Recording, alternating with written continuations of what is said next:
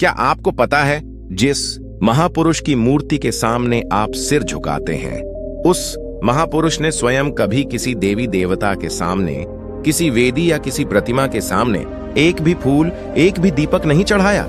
जिस बुद्ध को आप पूजते हैं, उन्होंने पूजा नहीं की। क्यों? क्योंकि वह जानते थे कि सत्य मंदिर की दीवारों में नहीं, आपकी सांसों में छिपा है। आज हम उस परम सत्य को उजागर करेंगे जो आपको केवल पूजा पाठ से मुक्ति ही नहीं बल्कि परम आनंद का मार्ग दिखाएगा। नमस्कार दोस्तों, फिर से स्वागत नहीं, अभिनंदन है आपका अपने channel Buddha blessing inspire main, क्योंकि स्वागत मेहमानों का होता है।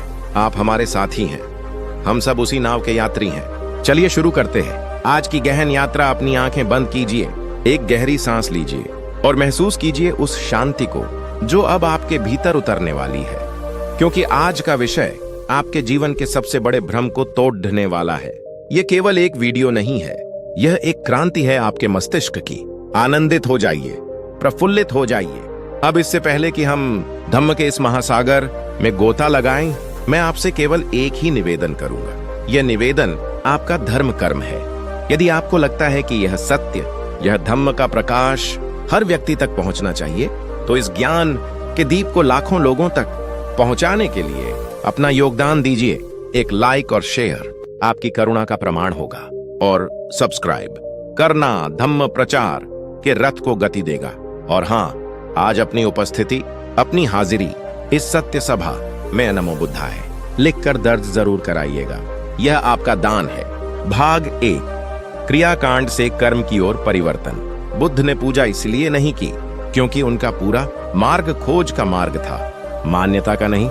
जैसे एक वैज्ञानिक प्रयोगशाला में प्रयोग करके सत्य को सिद्ध करता है, वैसे ही बुद्ध ने अपने भीतर ध्यान की, प्रयोगशाला में सत्य को सिद्ध किया, बाहरी आडंबरों से नहीं। उन्होंने देखा कि कर्मकांड, पूजा पाठ केवल मन को एक तात्कालिक सांत्वना देते हैं, मूल दुख को नहीं मिटाते। ठीक वैसे ही जैसे शरीर पर पट्टी बांध देने से घाव ठीक नहीं होता, बल्कि भीतर की दवाई उसे ठीक करती है, वैसे ही बाहरी पूजा से चित्त शुद्ध नहीं होता, भीतर का शील, नैतिकता उसे शुद्ध करता है। बुद्ध ने पूजा के बाहरी रूप को छोड़कर उसके आंतरिक वास्तविक अर्थ को स्थापित किया, जिसे आराधना नहीं बल्कि आचरण कहा गया। यदि कोई व्यक्ति मंदिर में दीपक जलाता रहे लेकिन बाहर आकर चोरी करे, तो वह दीपक व्यर्थ है। इसके विपरीत यदि वह अपने जीवन में झूठ बोलना छोड़ दे और सत्य के मार्ग पर चले, तो वह शील का दीपक अपने आप जल जाता है। बुद्ध की शिक्षाएं स्पष्ट रूप से बताती हैं कि मन की शुद्धि ही एकमात्र वास्तविक पूजा है। जब हम किसी देवता पर फूल चढ़ाते हैं तो वह फूल अगले दिन मुरझा जाता है, लेकिन जब हम अपने भीतर मैत्री, सभी के प्रति प्रेम का फूल विकसित करते हैं, तो वह फूल जन्मों जन्मों तक सुगंध फैलाता रहता है। उन्होंने यह जान लिया था कि दुख का कारण बाहर बैठा कोई देवता या कोई श्राप नहीं है, बल्कि हमारे भीतर की तृष्णा, अतृप्त इच्छाएं और अज्ञान है। ठीक उसी तरह जैसे अंधेरे कमरे में मोमबत्ती जलाने से अंधेरा दूर होता है, कमरे के बाहर जाकर दीपक जलाने से नहीं, वैसे ही अपने भीतर प्रज्ञा, ज्ञान का प्रकाश करने से अज्ञान का दुख दूर होता है, बाहरी क्रियाओं से नहीं। बुद्ध ने मूर्तियों की आराधना के स्थान पर गुणों की आराधना सिखाई। यदि आप बुद्ध की प्रतिमा पर सोने का मुकुट चढ़ाते हैं लेकिन स्वयं संतोष, कंटेंटमेंट के गुण को नहीं अपनाते, तो वह मुकुट केवल धातु है। लेकिन जब आप करुणा, कंपैशन का आचरण करते हैं, तो आप स्वयं बुद्ध के गुणों को धारण करके उन्हें सबसे कीमती भेंट देते हैं। बुद्ध का पूरा ध्यान वर्तमान कर्म पर केंद्रित था, न कि किसी भविष्य के वरदान पर। एक व्यक्ति दिन भर बुरे कर्म करके शाम को मंदिर में घंटी बजाता है और सोचता है कि उसके पाप धुल जाएंगे। यह ठीक वैसा ही है जैसे कोई व्यक्ति जहर पीकर यह उम्मीद करे कि मंदिर का प्रसाद उसे बचा लेगा। बुद्ध ने इस भ्रम को तोड़ा और बताया कि आपके प्रत्येक क्षण का कर्म ही आपकी नियति है, कोई देवता नहीं। उन्होंने दैवीय हस्तक्षेप के स्थान पर मानवीय उत्तरदायित्व को सर्वोच्च स्थान दिया।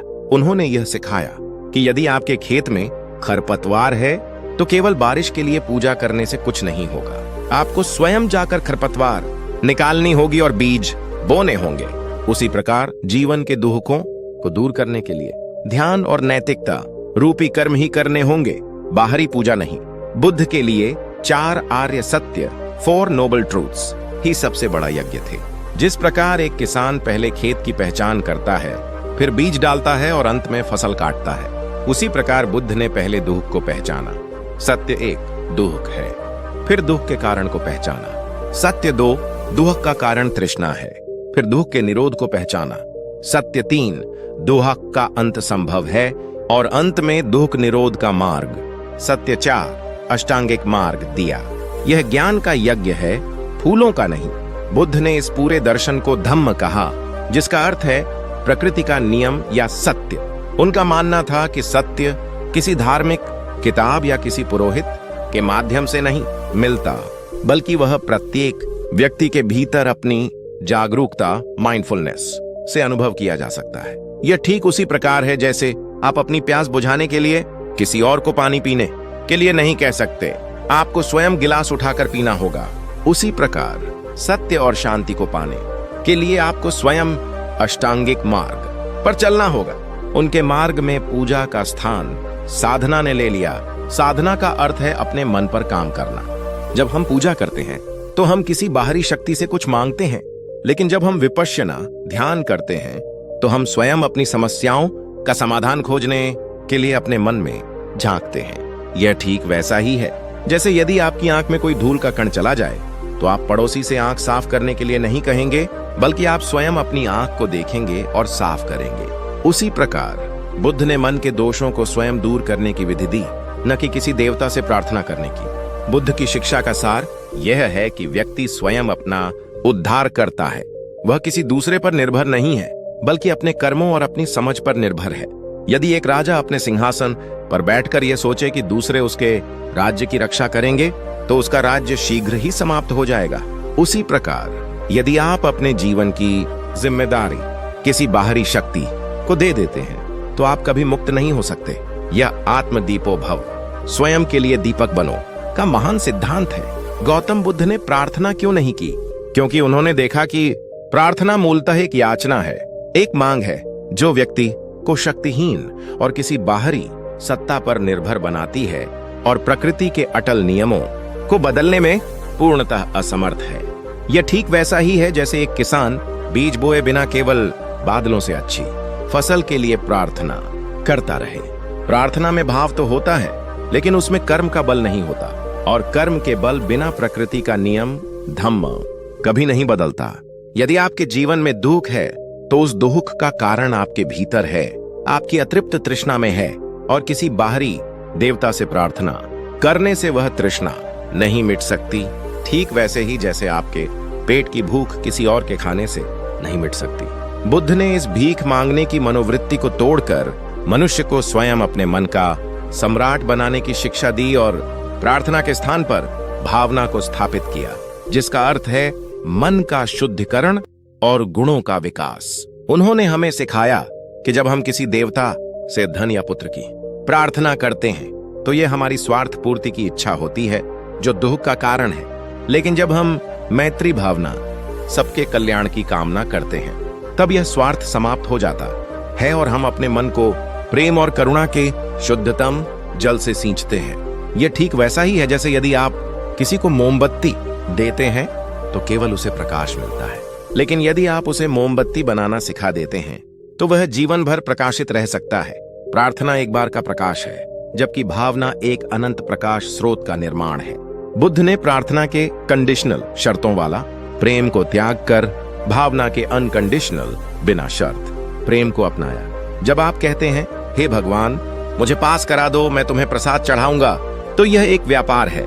लेकिन जब आप ध्यान में बैठकर यह संकल्प लेते हैं, सभी प्राणी सुखी हों, सभी प्राणी दुख से मुक्त हों, तो यह निस्वार्थ भावना, यह शुद्ध चित्त ही आपके लिए सबसे बड़ा वरदान बन जाता है। बुद्ध ने यह स्पष्ट किया कि कोई भी दैवीय सत्ता या कर्मकांड हमारे बुरे कर्मों के फल को काट नहीं सकता। यदि कोई व्यक्ति जहर खा ले और फिर किसी मंदिर में जाकर प्रार्थना करे कि वह ठीक हो जाए, तो क्या वह ठीक होगा? नहीं, क्योंकि कर्म का नियम अटल है, जहर खाने का परिणाम भोगना ही पड़ेगा।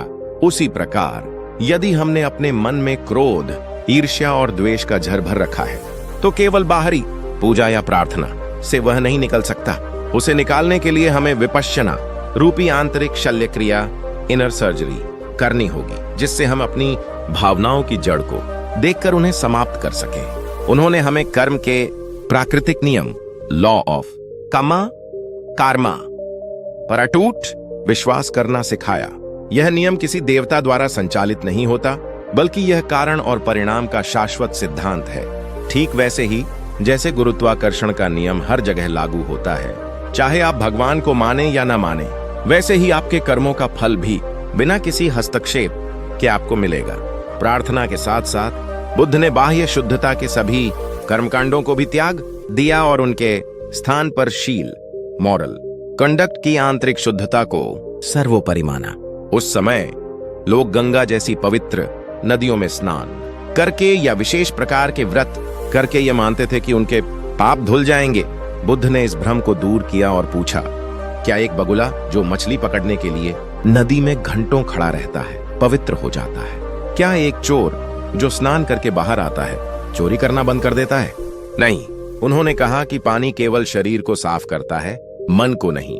यदि आपके मन में लालच, घृणा और अज्ञान का मैल भरा है, तो आप दुनिया के सबसे पवित्र जल में भी स्नान कर लें, आपका मन अशुद्ध ही रहेगा। मन की वास्तविक शुद्धता पंचशील 5 प्रिसेप्ट्स के पालन से आती है। जैसे किसी इमारत को बनाने से पहले उसकी नींव मजबूत की जाती है, वैसे ही समाधि, ध्यान और प्रज्ञा ज्ञान की इमारत शील की नींव पर खड़ी होती है। शील का अर्थ है हिंसा से विरत रहना, चोरी से विरत रहना, झूठ बोलने से विरत रहना, कामुक दुराचार से विरत रहना और नशा करने वाले पदार्थों से विरत रहना। यदि आप किसी को जीवन दान देते हैं, अहिंसा का पालन, तो यह किसी भी बलि, सैक्रिफाइस या पूजा से लाख गुना अधिक पवित्र कार्य है।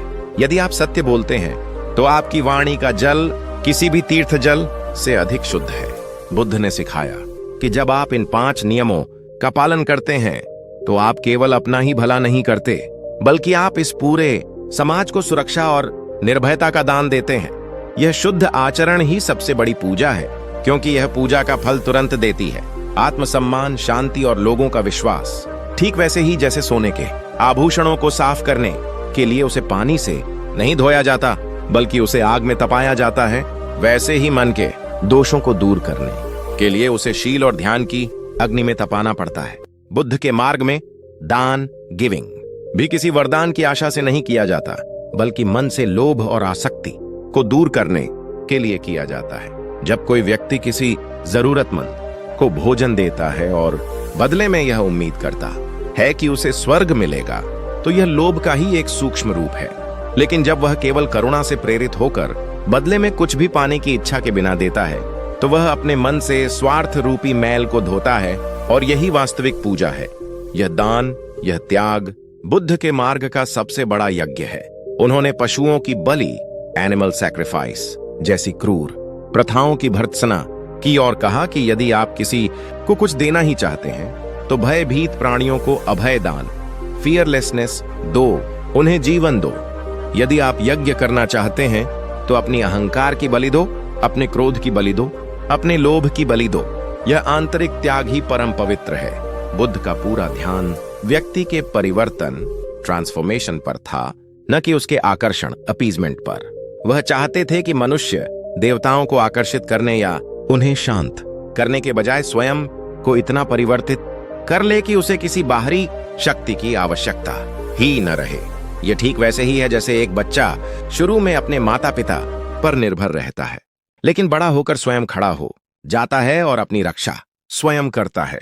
बुद्ध हमें आध्यात्मिक रूप से वयस्क बनाना चाहते थे, ताकि हम दुख के सामने रोए नहीं, बल्कि प्रज्ञा के बल पर उसका सामना करें। यह बुद्ध की महान करुणा का प्रमाण है कि उन्होंने मनुष्य को किसी भी बाहरी बंधन या अंध विश्वास से मुक्त कर दिया और उसे पूरी तरह से स्वतंत्र, सेल्फ डिपेंडेंट बना दिया। बुद्ध ने अंधविश्वास को क्यों नकारा? क्योंकि अंधविश्वास व्यक्ति को अज्ञानता के बंधन में जकड़ता है। ठीक वैसे ही जैसे एक पक्षी को सोने के पिंजरे में भले ही रखा जाए, पर वह फिर भी बंदी ही रहता है, अपनी स्वतंत्रता खो देता है। उन्होंने देखा कि उस समय के समाज में लोग किसी शुभ मुहूर्त, किसी विशेष तिथि किसी ग्रह नक्षत्र की चाल या किसी शगुन अपशगुन जैसी बातों में इतना उलझे हुए थे कि वे अपने स्वयं के कर्मों पर ध्यान देना ही भूल गए थे। ठीक वैसे ही जैसे एक नाविक समुद्र में भटका हुआ हो और केवल सितारों को देखकर अपने मार्ग का निर्णय करे, बजाय इसके कि वह अपनी नाव की दिशा और पाल को स्वयं नियंत्रित करे। बुद्ध ने स्पष्ट रूप से समझाया कि हमारी नियति किसी तारे या किसी अदृश्य शक्ति द्वारा तय नहीं होती, बल्कि हमारे अपने ही संकल्पों और कर्मों के द्वारा निर्मित होती है। ठीक वैसे ही जैसे एक कुम्हार अपने हाथों से मिट्टी को कोई भी आकार दे सकता है, उसे किसी बाहरी शक्ति की अनुमति की आवश्यकता नहीं होती। वे जानते थे कि ज्योतिष और शगुन जैसी धारणाएं व्यक्ति के मन में अनावश्यक भय और लालच पैदा करती हैं, जैसे कि किसी बालक को डराने के लिए अंधेरे में भूत की कहानी सुनाना, जिससे वह बिना किसी वास्तविक खतरे के भयभीत हो जाता है। यदि कोई ज्योतिषी कहता है कि आपके ग्रह खराब चल रहे हैं, तो व्यक्ति परेशान हो जाता है। वह अपने प्रयासों में कमी कर देता है और किसी पूजा पाठ या रत्नों के पीछे भागने लगता है। ठीक वैसे ही जैसे एक खिलाड़ी मैच हारने पर अपनी खराब तैयारी के बजाय भाग्य को दोष देने लगे। बुद्ध ने इस तरह की मानसिक गुलामी को अस्वीकार किया, क्योंकि वे चाहते थे कि मनुष्य अपने भीतर की शक्ति को पहचाने, न कि किसी बाहरी भविष्यवाणी पर आश्रित रहे। ठीक वैसे ही जैसे एक शेर अपने शिकार के लिए अपनी शक्ति पर भरोसा करता है, न कि किसी दूसरे जानवर के इशारे पर चलता है। उन्होंने सिखाया कि यदि आपके कर्म शुद्ध हैं और आपका मन शांत है, तो कोई भी ग्रह नक्षत्र आपका कुछ नहीं बिगाड़ सकता। ठीक वैसे ही जैसे एक मजबूत वृक्ष तूफान में भी खड़ा रहता है, जबकि कमजोर वृक्ष जड़ से उखड़ जाता है। बुद्ध का पूरा मार्ग कार्य कारण संबंध, कॉज एंड इफेक्ट पर आधारित था, जो किसी भी वैज्ञानिक सिद्धांत का आधार होता है। जैसे जब आप पानी को उबालते हैं तो वह भाप बन जाता है, यह एक अटल वैज्ञानिक नियम है। ठीक वैसे ही जब आप बुरे कर्म करते हैं तो दुख मिलता है, और जब आप अच्छे कर्म करते हैं तो सुख मिलता है। यह कर्म का अटल नियम है। इस नियम को समझने के लिए किसी ज्योतिषी की आवश्यकता नहीं होती, न ही किसी देवता को प्रसन्न करने की। ठीक वैसे ही जैसे गुरुत्वाकर्षण के नियम को समझने के लिए आपको किसी पुजारी के पास जाने की आवश्यकता नहीं होती। बुद्ध ने मनुष्य को अपने जीवन की प्रयोगशाला में स्वयं प्रयोग करने की प्रेरणा दी। उन्होंने कहा, मेरी बातों पर केवल इसलिए विश्वास मत करो कि मैंने उन्हें कहा है, बल्कि उन्हें अपने जीवन में परखो, अनुभव करो। ठीक वैसे ही जैसे एक जौहरी सोने की शुद्धता को कसौटी पर परखता है। यह उस समय की किसी भी धार्मिक शिक्षा से बिल्कुल अलग था, जहां अंधविश्वास और मान्यताएं बिना किसी प्रश्न के स्वीकार की जाती थीं। जैसे एक डॉक्टर किसी बीमारी का निदान करके उसकी जड़ तक पहुंचता है और फिर दवा देता है, न कि केवल लक्षणों पर पट्टी बांधता है, वैसे ही बुद्ध ने दुख रूपी बीमारी का कारण खोजा और उसका इलाज अष्टांगिक मार्ग के रूप में प्रस्तुत किया। यह मार्ग किसी भी तरह के अंध विश्वास या जादू टोने से बिल्कुल परे था, क्योंकि यह पूर्णतः व्यावहारिक, तार्किक और अनुभवजन्य था। उन्होंने यह नहीं कहा कि यह करो और तुम्हें स्वर्ग मिलेगा, बल्कि उन्होंने कहा, यह करो और तुम स्वयं अनुभव करोगे कि तुम्हारे भीतर शांति और दुख का अभाव कैसे बढ़ता है। ठीक वैसे ही जैसे एक माली पौधा लगाकर यह नहीं कहता कि कल इसमें फल आ जाएंगे, बल्कि वह उसे सींचता है और जानता है कि समय आने पर फल स्वयं ही लगेंगे। अब हम अष्टांगिक मार्ग की वैज्ञानिकता को समझते हैं। यह कोई रहस्यमयी मार्ग नहीं है, बल्कि एक स्पष्ट, क्रमबद्ध और चरण दर चरण प्रक्रिया है। ठीक वैसे ही जैसे एक वैज्ञानिक किसी प्रयोग को सफलतापूर्वक करने के लिए निश्चित चरणों का पालन करता है। सम्यक दृष्टि, राइट अंडरस्टैंडिंग, यह सबसे पहला और महत्वपूर्ण कदम है। जैसे कि किसी यात्रा पर निकलने से पहले आपको पता होना चाहिए कि आपको कहां जाना है और आपका उद्देश्य क्या है। सम्यक दृष्टि का अर्थ है जीवन के 4 आर्य सत्यों को ठीक से समझना। दुख है, दुख का कारण है, दुख का निरोध संभव है और दुख निरोध का मार्ग है। यह समझना कि सब कुछ अनित्य है, बदलावशील, दुखमय है, असंतोषजनक और अनात्म है, स्वयं के नियंत्रण से परे एक स्थायी आत्मा नहीं है। यह ठीक वैसे ही है जैसे एक इंजीनियर किसी इमारत को बनाने से पहले उसकी नींव का पूरा नक्शा और सिद्धांत समझता है। यह कोई भावनात्मक विश्वास नहीं है, बल्कि वास्तविकता का तार्किक अवलोकन है, जैसे आप अपनी आंखों से देखते हैं कि सूरज पूरब से निकलता है। यह कोई अंधविश्वास नहीं बल्कि यथार्थ है। सम्यक संकल्प, राइट थॉट इंटेंशन। एक बार जब आपको सम्यक दृष्टि मिल जाती है तो आपके विचार अपने आप शुद्ध होने लगते हैं। जैसे ही आप समझते हैं कि क्रोध दुख का कारण है, आपका संकल्प अपने आप क्रोध न करने का बन जाता है। ठीक वैसे ही जैसे जब एक व्यक्ति समझ जाता है कि शराब उसके स्वास्थ्य के लिए हानिकारक है, तो वह उसे छोड़ने का दृढ़ संकल्प करता है। सम्यक संकल्प का अर्थ है अहितकर विचारों जैसे घृणा, लोभ, हिंसा को त्याग कर हितकर विचारों जैसे प्रेम, करुणा, त्याग, अहिंसा को अपनाना। यह ठीक वैसा ही है जैसे आप अपने बगीचे से खरपतवार निकालकर सुंदर फूल लगाते हैं। यह मन की एक ऐसी दिशा है जो अंधविश्वास या भाग्य पर निर्भर नहीं करती, बल्कि आपके चेतन निर्णय पर आधारित होती है। सम्यक वाणी, राइट स्पीच। जब आपके विचार शुद्ध होते हैं तो आपकी वाणी भी अपने आप शुद्ध हो जाती है। ठीक वैसे ही जैसे एक साफ स्रोत से हमेशा साफ पानी ही निकलता है। सम्यक वाणी का अर्थ है झूठ न बोलना, कठोर वचन न बोलना, चुगली न करना और व्यर्थ की बातों से बचना।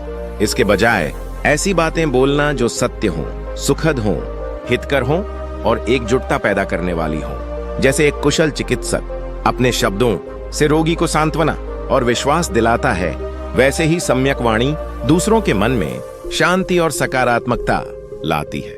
यह कोई बाहरी नियम नहीं है, बल्कि आपके आंतरिक संकल्प और दृष्टि का प्रत्यक्ष परिणाम है। सम्यक कर्मांत, राइट एक्शन। जब आपके विचार और वाणी शुद्ध होती है तो आपके कर्म भी स्वतः ही शुद्ध हो जाते हैं। ठीक वैसे ही जैसे एक अच्छे बीज से हमेशा अच्छा फल ही आता है। सम्यक कर्मांत का अर्थ है हिंसा न करना, चोरी न करना और कामुक दुराचार से बचना। इसके बजाय दूसरों के प्रति दयालु होना, ईमानदारी से जीवन यापन करना और संयमित जीवन जीना। यह ठीक वैसे ही है जैसे एक कुशल कलाकार अपने हाथों से सुंदर चित्र बनाता है, न कि उन्हें नष्ट करता है। ये कर्म किसी बाहरी भय से नहीं, बल्कि आंतरिक समझ और करुणा से उत्पन्न होते हैं, जो किसी भी अंधविश्वास से अधिक शक्तिशाली होते हैं। सम्यक आजीविका, राइट लाइवलीहुड। जब आपके कर्म शुद्ध होते हैं तो आप अपनी आजीविका, रोजी रोटी भी ईमानदारी और नैतिकता से कमाते हैं। ठीक वैसे ही जैसे एक साफ पानी का झरना कभी कीचड़ नहीं पैदा करता, सम्यक आजीविका का अर्थ है ऐसे काम धंधों से दूर रहना जिनसे दूसरों को नुकसान पहुंचता हो, जैसे हथियार बेचना, मांस का व्यापार करना, शराब बेचना, जहर बेचना या छल कपट करना। इसके बजाय ईमानदारी से, नैतिक तरीकों से और किसी को नुकसान पहुंचाए बिना अपनी रोजी रोटी कमाना। यह ठीक वैसा ही है जैसे एक वृक्ष दूसरों को फल और छाया देता है, न कि उन्हें नुकसान पहुंचाता है। यह समझ कि आपके जीवन यापन का तरीका भी आपके आंतरिक और बाहरी शांति को प्रभावित करता है, किसी भी ज्योतिषीय गणना से अधिक महत्वपूर्ण है। सम्यक व्यायाम, राइट एफर्ट। यह अष्टांगिक मार्ग का वह हिस्सा है जो लगातार प्रयास और आत्मनियंत्रण पर जोर देता है। ठीक वैसे ही जैसे एक पहलवान लगातार अभ्यास से अपनी शक्ति बढ़ाता है। सम्यक व्यायाम का अर्थ है गे उत्पन्न न हुए अकुशल विचारों को उत्पन्न न होने देना, ख उत्पन्न हुए अकुशल विचारों को त्यागना, खई उत्पन्न न हुए कुशल विचारों को उत्पन्न करना और घ उत्पन्न हुए कुशल विचारों को बनाए रखना और विकसित करना। यह एक प्रकार की मानसिक बागवानी है जहां आप अपने मन से खरपतवार निकालते हैं और अच्छे पौधों को सींचते हैं। ठीक वैसे ही जैसे एक माली अपने बगीचे की लगातार देखभाल करता है। यह किसी बाहरी शक्ति पर निर्भरता नहीं, बल्कि आपकी अपनी इच्छा शक्ति और प्रयास का प्रतीक है, जो किसी भी भाग्यवादी सोच को नकारता है। सम्यक स्मृति, राइट माइंडफुलनेस। यह ध्यान का वह महत्वपूर्ण अंग है जहां आप अपने वर्तमान क्षण में पूरी तरह जागरूक रहते हैं। ठीक वैसे ही जैसे एक चौकीदार अपने क्षेत्र में हर गतिविधि पर पैनी नजर रखता है। सम्यक स्मृति का अर्थ है अपने शरीर, अपनी भावनाओं, अपने मन और अपने विचारों के प्रति लगातार जागरूक रहना। यह देखना कि कैसे विचार आते हैं और चले जाते हैं, भावनाएं उठती हैं और शांत होती हैं, बिना किसी प्रतिक्रिया या निर्णय के। यह ठीक वैसे ही है जैसे एक वैज्ञानिक किसी प्रयोग का अवलोकन करता है। वह हस्तक्षेप नहीं करता, केवल देखता है कि क्या हो रहा है। यह जागरूकता हमें अंधविश्वासों के जंजाल से मुक्त करती है, क्योंकि जब हम अपने भीतर की वास्तविकता को सीधे देखते हैं तो बाहरी भ्रम अपने आप दूर हो जाते हैं। सम्यक समाधि, राइट कंसंट्रेशन, यह मार्ग का अंतिम चरण है जहां मन पूरी तरह से एकाग्र और शांत हो जाता है। ठीक वैसे ही जैसे एक गहरे शांत तालाब में पानी बिल्कुल स्थिर होता है और उसमें सब कुछ स्पष्ट दिखाई देता है। सम्यक समाधि का अर्थ है मन को एक बिंदु पर केंद्रित करके गहन ध्यान की अवस्था में प्रवेश करना, जिससे प्रज्ञा उच्च ज्ञान का उदय होता है। यह मन को इतनी गहराई से शांत करना है कि वह भ्रम और अज्ञान के पार देख सके। यह ठीक वैसा ही है जैसे एक दूरबीन से देखने पर दूर की चीजें स्पष्ट दिखाई देती हैं। यह अवस्था किसी चमत्कार से नहीं, बल्कि निरंतर सम्यक व्यायाम और सम्यक स्मृति के अभ्यास से प्राप्त होती है, जो किसी भी बाहरी शक्ति या अंधविश्वास से अधिक प्रभावी होती है। बुद्ध का अष्टांगिक मार्ग, जैसा कि आप देख सकते हैं, एक ऐसा व्यवस्थित और तार्किक अभ्यास है जो किसी भी वैज्ञानिक पद्धति से कम नहीं है। यह किसी भी अंधविश्वास, ज्योतिष या भाग्यवादी धारणाओं को पूरी तरह से नकारता है, क्योंकि यह व्यक्ति को स्वयं के भीतर झांकने, स्वयं को जानने और स्वयं को बदलने का मार्ग देता है। जैसे एक रसायनज्ञ किसी रासायनिक प्रतिक्रिया का अवलोकन करता है और उसके परिणामों को समझता है, वैसे ही बुद्ध ने मनुष्य के मन की प्रक्रियाओं का अवलोकन किया और हमें बताया कि कैसे दुख उत्पन्न होता है और कैसे उसे समाप्त किया जा सकता है। यह कोई रहस्यमयी शिक्षा नहीं है, बल्कि वास्तविकता का सीधा और व्यावहारिक ज्ञान है। उन्होंने स्पष्ट रूप से कहा कि आपको किसी देवता की कृपा या किसी शुभ समय का इंतजार करने की आवश्यकता नहीं है, क्योंकि प्रत्येक क्षण आपके कर्मों के परिणाम निर्धारित करता है। यदि आप आज क्रोध करते हैं तो आज ही आपको अशांति मिलेगी। इसके लिए किसी ग्रह नक्षत्र को दोष देने की जरूरत नहीं है। यदि आप आज दयालु होते हैं तो आज ही आपको शांति मिलेगी। यह ठीक वैसे ही है जैसे आप एक गर्म स्टोव को छूते हैं तो वह तुरंत जलाता है। इसके लिए किसी ज्योतिषी से पूछने की आवश्यकता नहीं होती। बुद्ध ने मनुष्य को उसके अपने जीवन का निर्माता और उसकी अपनी समस्याओं का समाधानकर्ता बनाया। उसे किसी भी तरह की बाहरी निर्भरता से मुक्त कर दिया। उन्होंने कहा कि मुक्ति बाहर से नहीं आती, बल्कि भीतर से आती है। ठीक वैसे ही जैसे एक अंधेरे कमरे में प्रकाश बाहर से नहीं, बल्कि कमरे के भीतर दीपक जलाने से होता है। इस प्रकार बुद्ध ने मनुष्य को अंधविश्वास के गहरे गर्त से निकालकर प्रज्ञा, विजडम के प्रकाश की ओर अग्रसर किया। उन्होंने दिखाया कि जीवन के दुख और सुख किसी बाहरी शक्ति या भविष्यवाणी का परिणाम नहीं है, बल्कि हमारे अपने ही विचारों, वचनों और कर्मों के परिणाम है। उन्होंने मनुष्य को स्वयं की जिम्मेदारी लेने, स्वयं पर विश्वास करने और स्वयं के प्रयासों से मुक्ति पाने का मार्ग सिखाया, जो उस समय की किसी भी प्रचलित धारणा से कहीं अधिक क्रांतिकारी और वैज्ञानिक था। यह एक ऐसा मार्ग है जो आज भी उतना ही प्रासंगिक है जितना 2500 साल पहले था, क्योंकि यह मानवीय मन की सार्वभौमिक सच्चाइयों पर आधारित है। यह सत्य की हमारी यात्रा अब उस गहन बिंदु पर आ पहुंची है जहां गौतम बुद्ध ने मनुष्य की सबसे मूलभूत धारणाओं को चुनौती दी। वे धारणाएं जो युगों युगों से उसके मन में गहरे बैठी हुई थीं, आत्मा और परमात्मा की अवधारणाएं। हमने देखा कि कैसे बुद्ध ने बाहरी पूजा पाठ और प्रार्थना को नकार कर व्यक्ति को स्वयं के कर्मों और भावना की ओर मोड़ा, कैसे अंधविश्वास और भाग्यवाद को छोड़कर उसे वैज्ञानिक तर्क और अष्टांगिक मार्ग की ओर प्रेरित किया।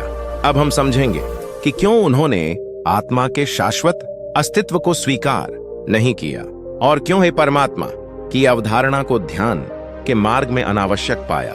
यह केवल दार्शनिक बहस नहीं थी, बल्कि दुख से मुक्ति का एक अत्यंत व्यावहारिक और सीधा रास्ता था, क्योंकि बुद्ध जानते थे कि जब तक मनुष्य अपने भीतर एक स्थायी मैं या बाहर एक सर्वशक्तिमान ईश्वर की कल्पना में उलझा रहेगा, तब तक वह मोह और भय के बंधनों से मुक्त नहीं हो सकता।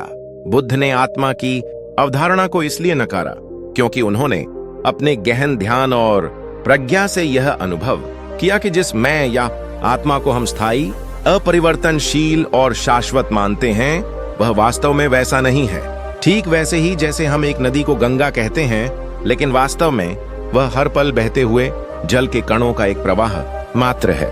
जिसमें कोई भी एक कण स्थायी नहीं रहता, फिर भी हम उसे एक नदी के रूप में देखते और पहचानते हैं, उसी प्रकार जिसे हम आत्मा कहते हैं वह भी वास्तव में 5 घटकों स्कंधों का एक निरंतर बदलता हुआ प्रवाह है। ये 5 स्कंध हैं: रूप, शरीर, वेदना, अनुभूतियां, संज्ञा, पहचान, धारणाएं, संस्कार, मानसिक प्रवृत्तियां, इच्छाएं और विज्ञान, चेतना।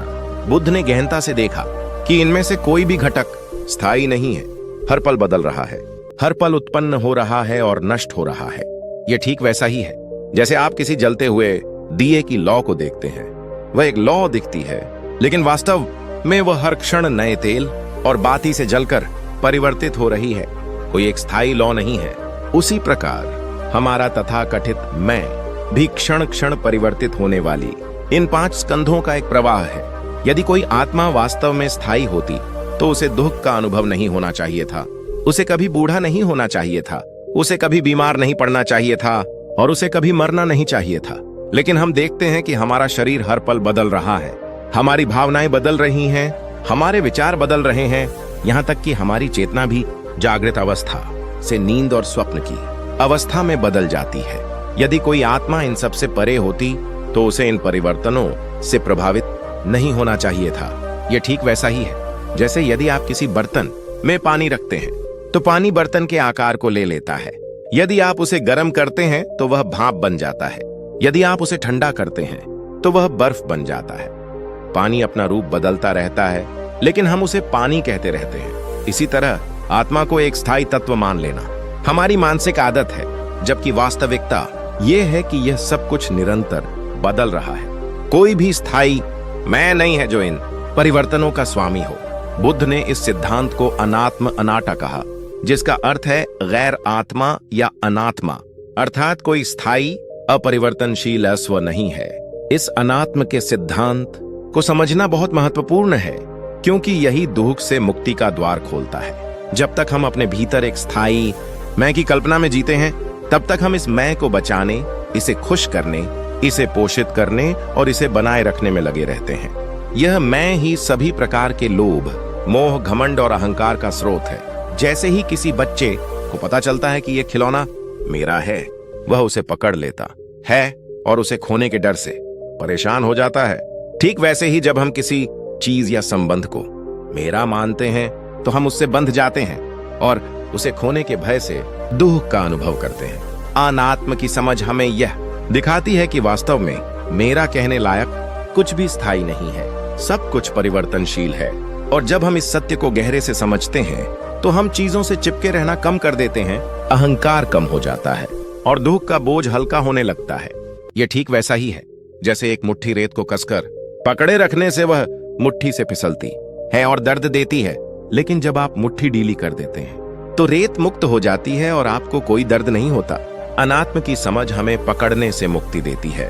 बुद्ध ने परमात्मा या एक सर्वशक्तिमान सृष्टिकर्ता ईश्वर की अवधारणा को भी इसलिए नकारा क्योंकि उनका पूरा मार्ग प्रतीत्य समुत्पाद डिपेंडेंट ओरिजिनेशन पर आधारित था। प्रतीत्य समुत्पाद का अर्थ है कि हर चीज किसी न किसी कारण से उत्पन्न होती है और किसी न किसी चीज पर निर्भर करती है। कोई भी चीज अकेली या बिना कारण के उत्पन्न नहीं होती।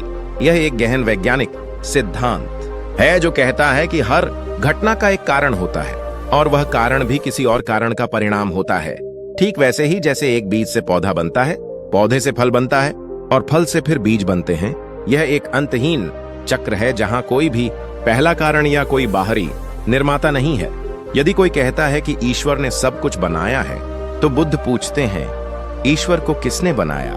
यदि ईश्वर स्वयं उत्पन्न हुए तो फिर सब कुछ अपने आप उत्पन्न क्यों नहीं हो सकता? बुद्ध ने देखा कि परमात्मा की अवधारणा व्यक्ति को अपने कर्मों की जिम्मेदारी से भटकाती है। जब कोई यह मान लेता है कि सब कुछ ईश्वर की इच्छा से होता है, तो वह अपने बुरे कर्मों का दोष भी ईश्वर पर मढ़ सकता है या अच्छे कर्मों के लिए भी श्रेय ईश्वर को दे सकता है। यह उसे अपने जीवन का निर्माता बनने से रोकता है। ठीक वैसे ही जैसे एक बच्चा अपनी पढ़ाई का दोष अपनी किस्मत पर या भगवान पर मढ़ दे, बजाय इसके कि वह स्वयं मेहनत करे। बुद्ध चाहते थे कि मनुष्य स्वयं अपने जीवन का स्वामी बने, अपने कर्मों का फल स्वयं भोगे और स्वयं अपने प्रयासों से दुख से मुक्त हो। प्रतीत समुत्पाद का सिद्धांत हमें यह सिखाता है कि हम अपने जीवन के सह निर्माता हैं। हमारे विचार, वचन और कर्म ही हमारे भविष्य का निर्माण करते हैं, कोई बाहरी शक्ति नहीं। इस समझ से हमें शून्यता के सिद्धांत तक पहुंचने में मदद मिलती है। शून्यता का अर्थ यह नहीं है कि कुछ भी मौजूद नहीं है या सब कुछ खाली है, जैसा कि अक्सर गलत समझा जाता है। शून्यता का अर्थ है कि सभी घटनाएं और वस्तुएं स्वभाव शून्य, empty of inherent independent existence है। इसका मतलब है कि कोई भी चीज अपने आप में अपने स्वतंत्र अस्तित्व में मौजूद नहीं है। हर चीज दूसरी चीजों पर निर्भर करती है और उन पर आश्रित होकर ही अस्तित्व में आती है। ठीक वैसे ही जैसे एक कुर्सी को आप कुर्सी कहते हैं, लेकिन क्या कुर्सी अपने आप में कुर्सी है? नहीं, वह लकड़ी, कीलों, मजदूर के श्रम, डिजाइन और हमारे कुर्सी कहने की अवधारणा पर निर्भर करती है। यदि आप इन सभी घटकों को हटा दें तो कुर्सी कहाँ है? वह लकड़ी या कीलें नहीं है, वह डिजाइन भी नहीं है, वह केवल इन सभी चीजों का एक संयोजन मात्र है जिसे हम कुर्सी कहते हैं। इसी तरह हर चीज, यहां तक कि हमारा अपना मैं भी, घटकों का एक संयोजन मात्र है जो स्वभाव शून्य है। उसमें कोई स्थायी स्वतंत्र सार नहीं है। शून्यता की समझ हमें आसक्ति से मुक्ति दिलाती है। जब हम समझते हैं कि कोई भी चीज अपने स्वतंत्र अस्तित्व में नहीं है तो हम उससे उतनी गहराई से चिपकते नहीं हैं, क्योंकि हम जानते हैं कि वह केवल परिस्थितियों और अन्य कारकों का एक अस्थायी संयोजन है। जैसे आप किसी नाटक में किसी राजा का अभिनय कर रहे हों, आप जानते हैं कि आप वास्तव में राजा नहीं हैं। इसीलिए जब नाटक खत्म होता है तो आप मुकुट उतार कर रख देते हैं और अपने सामान्य जीवन में लौट आते हैं। आपको कोई दुख नहीं होता। उसी प्रकार जब हम समझते हैं कि हमारा मैं और यह संसार शून्यता से युक्त है, तो हम जीवन के अनुभवों को एक खेल की तरह, एक नाटक की तरह देखते हैं और उनसे उतनी गहराई से नहीं चिपकते जिससे दुख कम होता है। यह ठीक वैसा ही है जैसे एक बच्चे को पता चले कि उसका पसंदीदा खिलौना केवल प्लास्टिक के कई टुकड़ों से बना है और उन टुकड़ों को अलग करने पर वह खिलौना नहीं रहता, तो उसकी आसक्ति कम हो जाती है। शून्यता का सिद्धांत हमें यह भी दिखाता है कि हमारी सभी अवधारणाएं और विचार भी स्वभाव शून्य हैं। अच्छा और बुरा, सही और गलत, सुंदर और बदसूरत जैसी धारणाएं भी स्वतंत्र रूप से मौजूद नहीं है, बल्कि वे हमारे मन द्वारा बनाई गई हैं और संदर्भ पर निर्भर करती है। ठीक वैसे ही जैसे एक ही व्यक्ति किसी के लिए अच्छा हो सकता है और किसी दूसरे के लिए बुरा, क्योंकि अच्छा या बुरा उस व्यक्ति में स्थायी रूप से निहित नहीं है, बल्कि यह हमारे दृष्टिकोण और परिस्थितियों पर निर्भर करता है।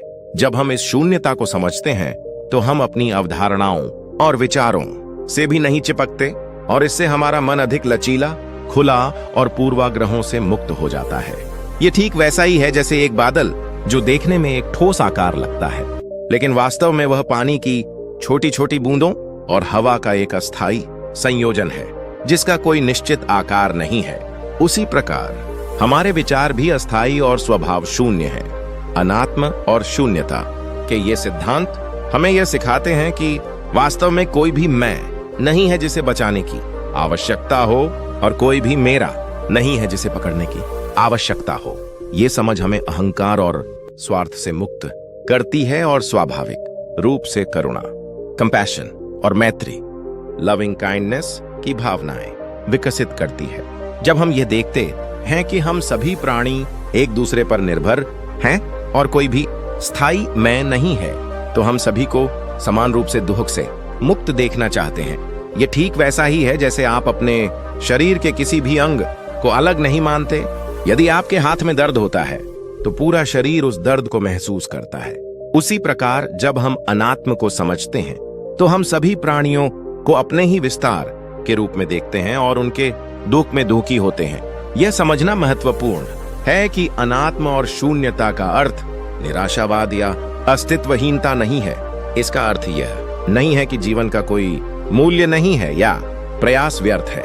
इसके विपरीत यह हमें जीवन को और अधिक गहराई से जीने की अनुमति देता है, क्योंकि हम अब भ्रमों से बंधे नहीं हैं। जब आप यह जानते हैं कि सब कुछ बदल रहा है और कुछ भी स्थायी नहीं है, तो आप हर पल को पूरी तरह से जीते हैं, क्योंकि आप जानते हैं कि यह क्षण भी एक बार चला जाएगा। यह ठीक वैसा ही है जैसे यदि आप किसी सुंदर सूर्यास्त को देखते हैं और जानते हैं कि वह स्थायी नहीं है, तो आप उस पल की सुंदरता को और गहराई से अनुभव करते हैं, बजाय इसके कि आप उसे हमेशा के लिए बनाए रखने की कोशिश करें। अनात्म और शून्यता हमें यहाँ और अभी में पूरी तरह से उपस्थित रहने की शक्ति देते हैं। बुद्ध की यह शिक्षा किसी भी तरह के धार्मिक कर्मकांड, प्रार्थना या बाहरी देवता की पूजा से कहीं अधिक क्रांतिकारी थी, क्योंकि इसने मनुष्य को सीधे उसके अपने मन की सच्चाई और अस्तित्व की वास्तविकता का सामना कराया। उन्होंने किसी भी तरह के ईश्वर या आत्मा की कल्पना को इसलिए हटा दिया क्योंकि वे चाहते थे कि मनुष्य स्वयं अपने भीतर उस शांति और आनंद को खोजे जो किसी बाहरी शक्ति द्वारा नहीं दी जा सकती। उन्होंने हमें बताया कि जिस सत्य और मुक्ति की हम बाहर तलाश करते हैं, वह वास्तव में हमारे भीतर ही मौजूद है। हमारे मन की अज्ञानता के पर्दे हटने की प्रतीक्षा कर रहा है। यह ठीक वैसा ही है जैसे एक व्यक्ति अपने घर की चाबी भूल जाए और पूरे शहर में उसे ढूंढता रहे, जबकि चाबी उसकी जेब में ही हो। उसी प्रकार हम मुक्ति और शांति को बाहर ढूंढते हैं, जबकि वह हमारे भीतर प्रज्ञा के रूप में मौजूद है। इस प्रकार गौतम बुद्ध ने मनुष्य को सभी प्रकार के भ्रमों, अंधविश्वासों और बाहरी निर्भरताओं से मुक्त किया। उन्होंने हमें एक ऐसा मार्ग दिया जहां हम स्वयं अपने मन के मालिक बनते हैं, स्वयं अपनी मुक्ति के शिल्पकार बनते हैं और स्वयं अपनी प्रज्ञा के दीपक से अंधेरा दूर करते हैं। यह आत्मदीपो भव, स्वयं के लिए दीपक बनो का परम सत्य है, जहां किसी और की पूजा या प्रार्थना की आवश्यकता नहीं, केवल अपने भीतर की चेतना और प्रज्ञा को जगाने की आवश्यकता है। यह मार्ग आज भी उतना ही प्रासंगिक और शक्तिशाली है जितना 2500 साल पहले था, क्योंकि यह मानवीय अनुभव की उन मूलभूत सच्चाइयों पर आधारित है जो समय और संस्कृति से परे हैं। यह केवल एक धर्म नहीं, बल्कि जीवन जीने की एक कला, मन को समझने का एक विज्ञान और दुख से मुक्ति का एक शाश्वत मार्ग है। यह यात्रा केवल शब्दों की नहीं है, यह स्वयं के भीतर उतरने और सत्य को अनुभव करने की यात्रा है। एक ऐसी यात्रा जिसका कोई अंत नहीं, क्योंकि हर कदम एक नई शुरुआत है, एक नई खोज है। गौतम बुद्ध ने हमें जिस मार्ग पर चलने का आह्वान किया, वह केवल सैद्धांतिक नहीं था, बल्कि जीवन के हर क्षण में, हर कर्म में, हर विचार में आत्मसात करने योग्य एक गहन व्यावहारिक दर्शन था। हमने अनात्म और शून्यता के सिद्धांतों को समझा, यह समझा कि कैसे यह ज्ञान हमें मैं और मेरा के भ्रम से मुक्ति दिलाता है। अब हम इस बात को और गहराई से जानेंगे कि कैसे यह समझ हमारे दैनिक जीवन के हर पहलू को परिवर्तित कर सकती है और कैसे यह परिवर्तन ही बुद्ध के मार्ग की वास्तविक पूजा या आराधना है, बिना किसी बाहरी देव या मंदिर के। यह पूजा हमारे भीतर घटित होती है, हमारे प्रत्येक श्वास के साथ, हमारे प्रत्येक विचार के साथ। जब हम अनात्म की समझ को अपने जीवन में उतारना शुरू करते हैं, तो सबसे पहले हमारी आसक्ति कम होने लगती है। जैसे एक बच्चा अपनी मिट्टी के घर को बड़े प्यार से बनाता है और जब वह टूट जाता है तो रोता है, क्योंकि वह उस मिट्टी के घर में मेरापन महसूस करता है। उसी प्रकार हम अपने शरीर, अपनी संपत्ति, अपने संबंधों और यहां तक कि अपनी उपलब्धियों में भी एक स्थायी मैं और मेरा देखते हैं। जब हमें पता चलता है कि यह शरीर हर पल बदल रहा है, हर कोशिका बदल रही है और एक दिन धूल में मिल जाएगा, तो हम इसे पूर्णतः अपना मानकर इससे चिपके रहना कम कर देते हैं।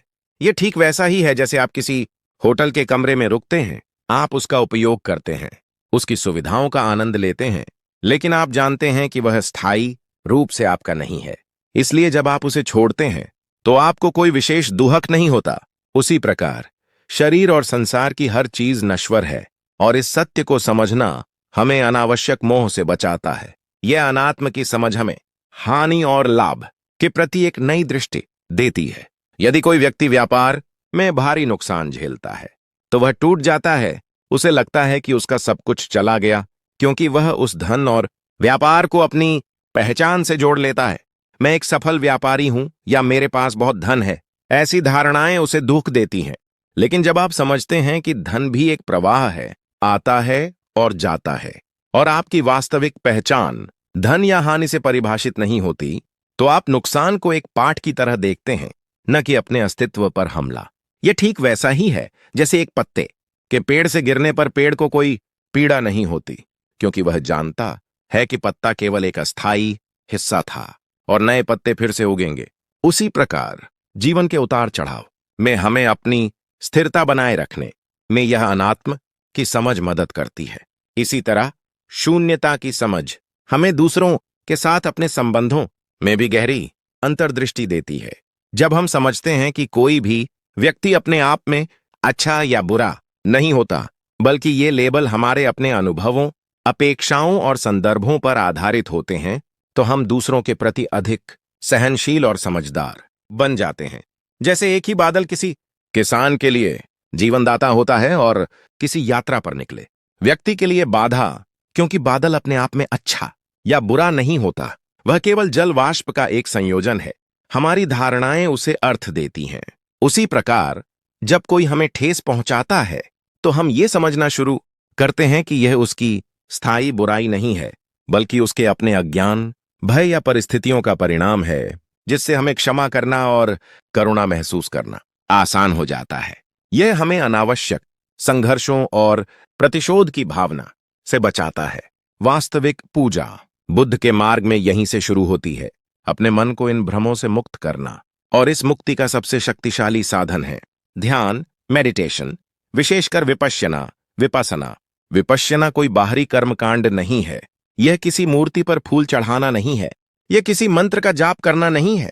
यह अपने भीतर झांकने का, अपनी सच्चाई को सीधे अनुभव करने का एक वैज्ञानिक तरीका है। यह ठीक वैसा ही है जैसे एक डॉक्टर किसी रोगी के शरीर की जांच करने के लिए कोई मशीन या उपकरण इस्तेमाल करता है ताकि बीमारी की जड़ तक पहुंच सके। उसी प्रकार विपश्यना एक ऐसा आंतरिक उपकरण है जो हमारे मन और शरीर की गहराई में उतरकर दुहक की जड़, जो तृष्णा और अज्ञान है, को उजागर करता है। विपश्यना में हम अपने शरीर की संवेदनाओं, अपनी भावनाओं, अपने विचारों और अपनी चेतना का निष्पक्ष अवलोकन करते हैं, जैसे एक वैज्ञानिक प्रयोगशाला में किसी रासायनिक प्रतिक्रिया का अवलोकन करता है, बिना उसमें हस्तक्षेप किए, केवल यह देखता है कि क्या हो रहा है। उसी प्रकार हम अपने भीतर उत्पन्न होने वाली हर चीज को देखते हैं, बिना उसे अच्छा या बुरा कहे, बिना उसे पकड़े या धकेले। उदाहरण के लिए, जब आपके शरीर में दर्द होता है तो सामान्यतः हम उस दर्द से तुरंत छुटकारा पाना चाहते हैं, उसे बुरा मानते हैं या उसके बारे में सोचना शुरू कर देते हैं। लेकिन विपश्यना में आप केवल उस दर्द की संवेदना को देखते हैं। यह कहाँ है, यह कैसा महसूस हो रहा है। आप पाते हैं कि दर्द भी स्थायी नहीं होता, वह भी उत्पन्न होता है और नष्ट होता है। उसकी तीव्रता बदलती रहती है। यह ठीक वैसा ही है जैसे आप किसी बच्चे को रोते हुए देखते हैं और उसे तुरंत चुप कराने की कोशिश करते हैं। लेकिन यदि आप केवल उसके रोने को सुनते हैं, तो आप पाते हैं कि उसका रोना भी लहरों की तरह उठता और गिरता है और थोड़ी देर में शांत हो जाता है। इसी प्रकार जब क्रोध आता है, तो सामान्यतः हम क्रोध को व्यक्त करते हैं या उसे दबाते हैं। लेकिन विपश्यना में हम क्रोध को एक बाहरी घटना की तरह देखते हैं। यह कहाँ महसूस होता है? छाती में जकड़न, पेट में गर्मी, चेहरे पर तनाव, और फिर हम देखते हैं कि यह क्रोध भी आता है और चला जाता है। यह स्थायी नहीं है। यह ठीक वैसा ही है जैसे आप एक विशाल तूफान को दूर से आते और जाते देखते हैं। आप उसके अंदर नहीं फंसते, केवल उसके प्रवाह को देखते हैं। इस निष्पक्ष अवलोकन से हम क्रोध के साथ अपनी पहचान कम कर देते हैं। हम यह नहीं कहते मैं क्रोधित हूं, बल्कि कहते हैं क्रोध उत्पन्न हुआ है। यह मैं और क्रोध के बीच दूरी पैदा करता है, जिससे क्रोध की शक्ति हम पर कम हो जाती है। यह अपने आप में एक परम पावन कर्म है, क्योंकि यह मन को शुद्ध करने का सबसे सीधा मार्ग है। यह आंतरिक आराधना है जो किसी बाहरी प्रार्थना से अधिक शक्तिशाली है, क्योंकि यह सीधे हमारे मन की जड़ों पर काम करती है। इस ध्यान की निरंतर अभ्यास से मन में मैत्री, लविंग काइंडनेस और करुणा, कंपैशन का स्वाभाविक विकास होता है। जब हम अपनी ही अनित्यता, दुखमयता और अनात्मता को गहराई से समझ लेते हैं, तो हम यह भी समझते हैं कि सभी प्राणी इन्हीं सच्चाइयों से गुजर रहे हैं। हर कोई दुख से मुक्त होना चाहता है, हर कोई सुख चाहता है। यह ठीक वैसा ही है जैसे एक माँ अपने बच्चे को रोते हुए देखती है, तो वह तुरंत बच्चे के दुहक को समझती है और उसे शांत करने का प्रयास करती है, क्योंकि वह बच्चे को अपने से अलग नहीं मानती। उसी प्रकार जब आप अनात्म को समझते हैं, तो आप अन्य प्राणियों को भी अपने ही विस्तार के रूप में देखते हैं और उनके दुख में स्वतः करुणा उत्पन्न होती है। मैत्री भावना का अभ्यास एक ऐसी आंतरिक पूजा है जो किसी भी बाहरी अनुष्ठान से कहीं अधिक शक्तिशाली है। इसमें हम क्रमबद्ध तरीके से अपने लिए, फिर अपने प्रियजनों के लिए, फिर तटस्थ व्यक्तियों के लिए, फिर अपने शत्रुओं के लिए और अंत में सभी प्राणियों के लिए सुख, शांति और दुख से मुक्ति की कामना करते हैं। ये कोई शब्दों की याचना नहीं है, बल्कि मन में उस शुद्ध प्रेम और करुणा की भावना को जानबूझकर विकसित करना है। ये ठीक वैसा ही है जैसे आप एक खाली जमीन में बीज डालते हैं और उसे पानी देते हैं, जानते हैं कि समय आने पर वहां फूल खिलेंगे।